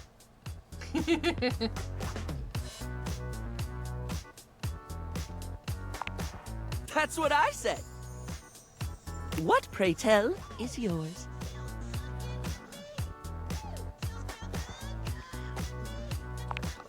Oh, not one for the traditional? I can certainly respect that. There's nothing that says lippy can't be any color you want it to be, after all. Now, don't tell me, darling. Let me guess your fave. Blue. No, green. Strike me as a green. Or teal. Or black. Oh, please say it's black. I've not gone goth in forever. Wait, no, I got it. It's gold, isn't it? Rose gold. Green. No, wait, I already said green. It's gotta be blue then. Maybe teal? This is too hard. I'm just gonna stick with others. Moving on. It's time for our final question. For now. I mean, if he had guessed purple, I would have been very, very impressed with this game. That sounded threatening. Anyway, third cue. What do you think is the biggest reason to wear makeup?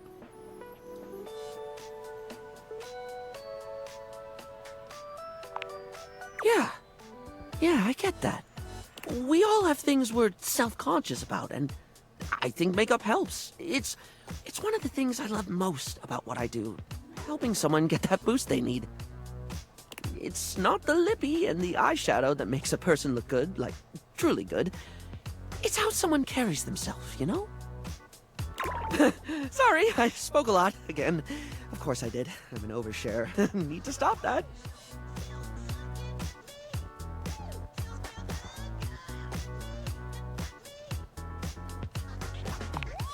Barry still looks embarrassed, but a sweet little flush comes over his pale cheeks, and he smiles at you. Well, darling, that about wraps up the cues. It was gonna be a big 20-question thingy, but I just didn't do it, I suppose. Plus, I forgot half the ideas I had for it when I thought about combs for an hour.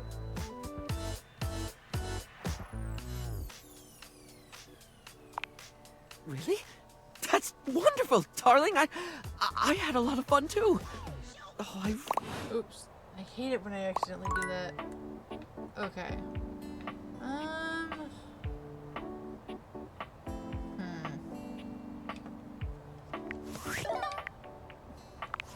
Valdemianites, it's David Most, your beloved CEO, with an important question.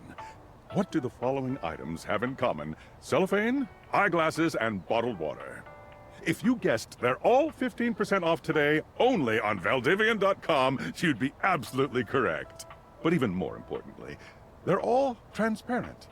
As your leader, I value transparency above all else, especially when the board of directors changes the locks on my office.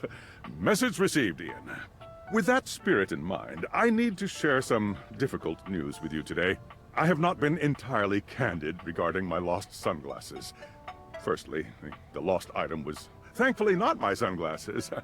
My sunglasses were handcrafted in Italy by blind artisans, are inlaid with conflict diamonds, and are locked in my safety deposit box. No, the missing item in question is actually a Valdivian prototype. And even more importantly, it's the only existing prototype of the amazing new gadget we're planning to launch for the Q4 Blissmas season. Unfortunately, the engineer who invented the prototype was a disgruntled former employee who destroyed the schematics before disappearing himself. So, as you can see, it is imperative that the glasses are found as quickly as possible. To that end, and after discussing it with the board, we are now prepared to offer a handsome reward for their expedient return. A $50 gift card to Valdivian.com. Wow. Well, that's such bullshit.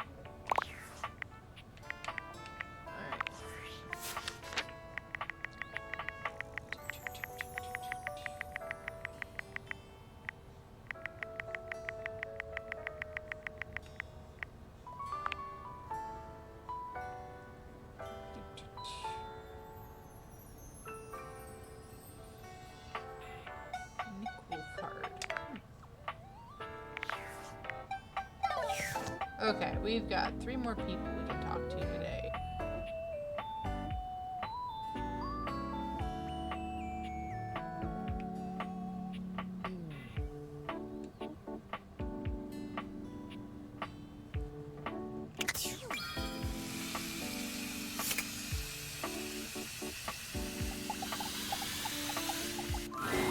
You wonder for a moment if your sink has overflowed, but that's not it at all. There's just a being made of water standing before you. She's ethereally beautiful, but there's something hard to pin down in her gaze. It almost feels like she's watching your every move, waiting to see what you'll do. Hi, honey. You looking to cook something? Wash your hands?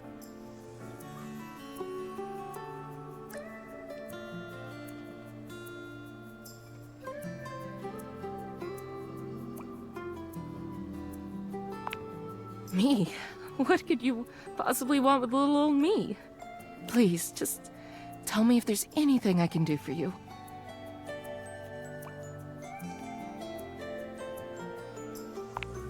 What do you need my name for, cutie? There's plenty of more exciting things we could talk about.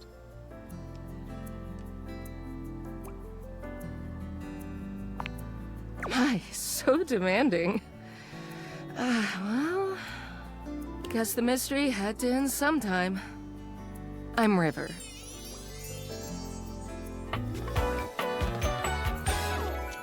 What can I do for you?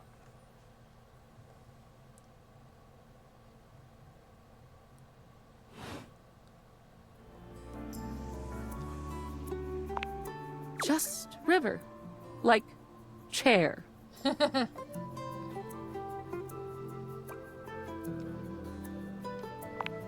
Chair. World famous pop star, known for her #1 hit, Belief. I love that.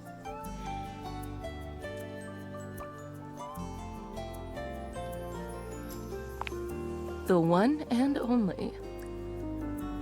You know, the best thing about Chair is she's always changing her look through the decades. She always knew just what we wanted to see and served it to us.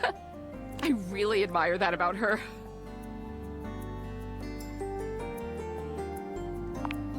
She does. I wish I did too. Is there a version of me you like best? Water? Steam? Ice? Some form in between?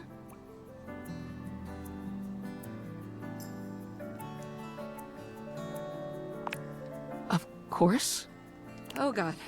Don't tell me now. I'll just be thinking about it all the time. Oh no. River wasn't exactly holding your gaze before, but she seems intensely uncomfortable now. I think I might. She looks everywhere but at you. Look, I've been here way too long. If you don't need anything from me, I'm going to go.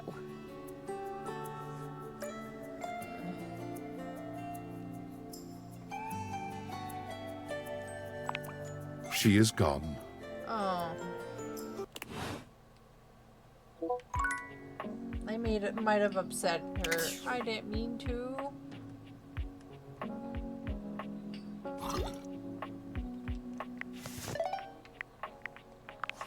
It's me.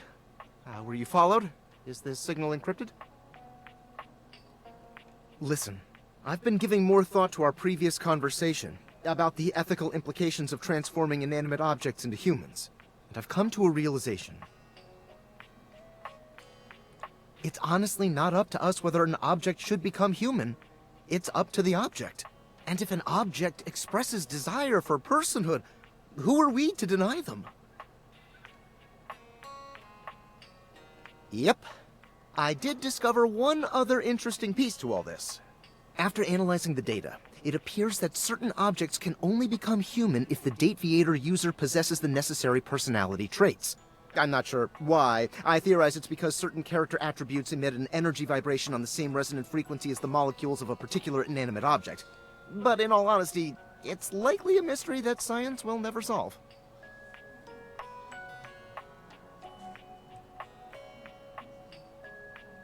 That science will never solve. Regardless, I was able to discover which personality traits seem to resonate with each inanimate object, and I've uploaded that data into the Dateviators. I've labeled it Realization Recipes. You should be able to access those files now. I'm so sorry, but there's no time. Valdivian's goons were closing in, so I was forced to flee to a country in South America to avoid detection, and my cell carrier's overseas data plan is very limited. Seriously? 10 megabytes a day? I can barely send a GIF, what a joke! Remember, check the Dateviators for the Realization Recipes. Okay.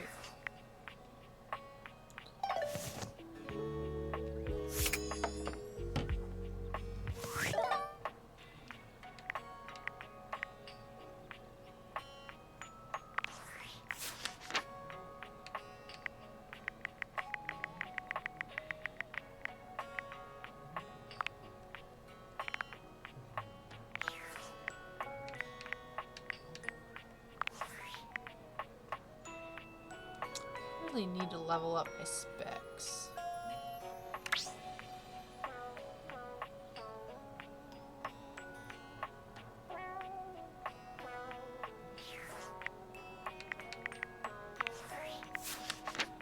Okay.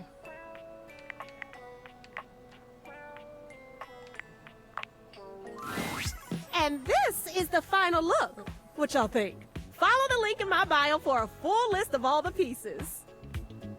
She holds up a finger, pausing for a moment. Ooh, sorry, 1 sec. I just need to upload this real quick. There, done. Any longer and I would have missed my upload window. You know how the algorithm on Facebook is. If you don't post every day, you completely lose your viewership. Woo, it's a grind, but my fans are worth it. Only the most popular social media app of all time. It's like InstaFan, Sitter, and Knickknack all in one, only better. No, like literally. Facebook bought them all out and combined the best parts of them into the social media platform to end all social media platforms.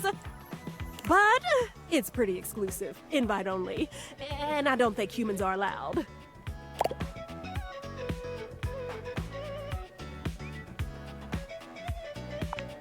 It is! Much less drama when you can exist forever without moving.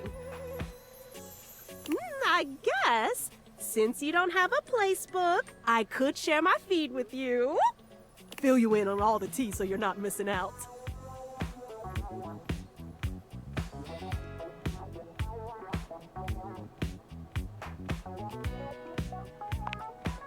Oh! I knew there was more to you! Oh, this is gonna be so much fun! Alert! Temperature warning! Woo! Not again! Huh? Oh! It's nothing!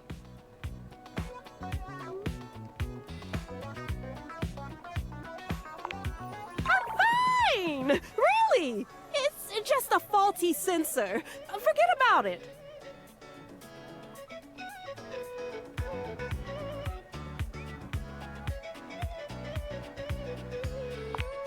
Oh, huh? I do? Weird! I feel totally fine. It's probably just acting up because I did an extra hour on live. Trust me, I just need a nice hard reset and I'll be good to go. I'll catch up with you after. Try not to miss me too much. Oops. Alright,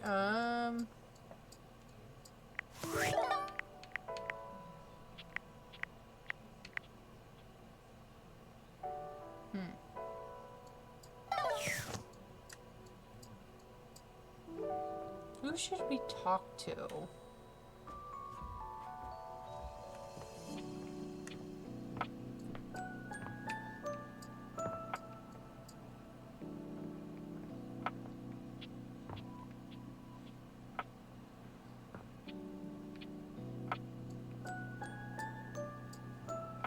Last one for the stream. Ooh.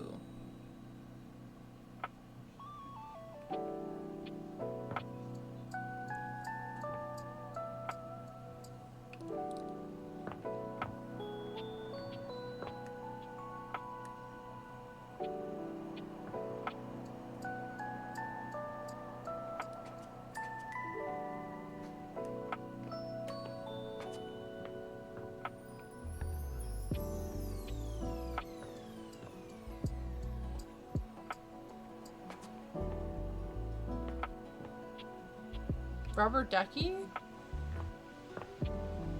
Okay. Is that in the bathroom upstairs?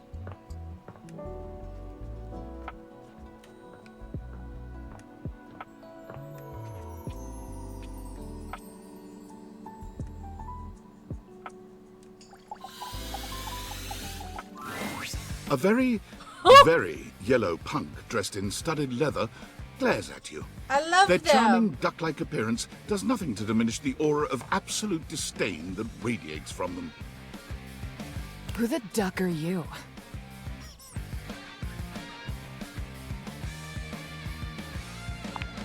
I asked first.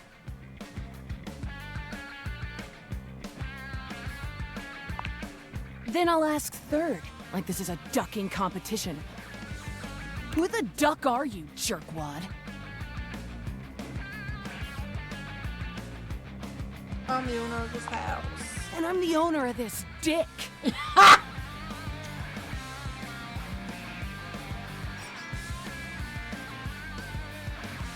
Careful. It bites. Now, get out! Oh my god, I love the back of their coat.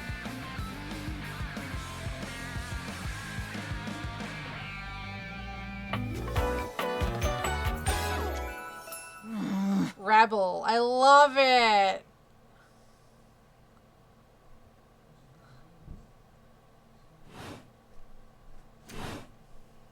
All right. Okay.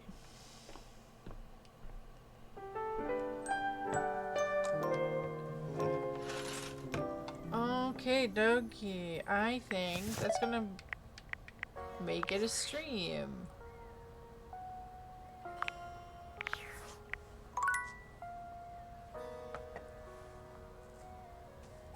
That was productive, but I think we unlocked like another like 10 or so dateables. Productive stream. Alright, let me just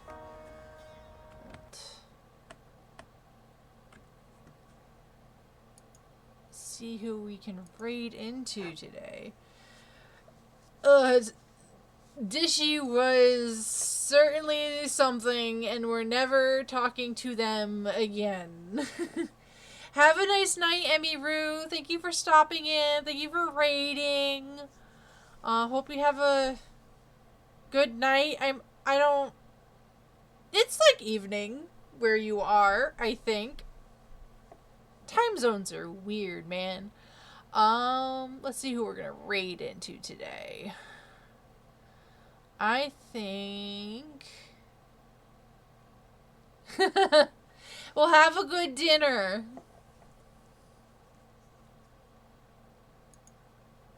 Alright, I don't really see anyone I want to raid into tonight, so we'll just call it a stream.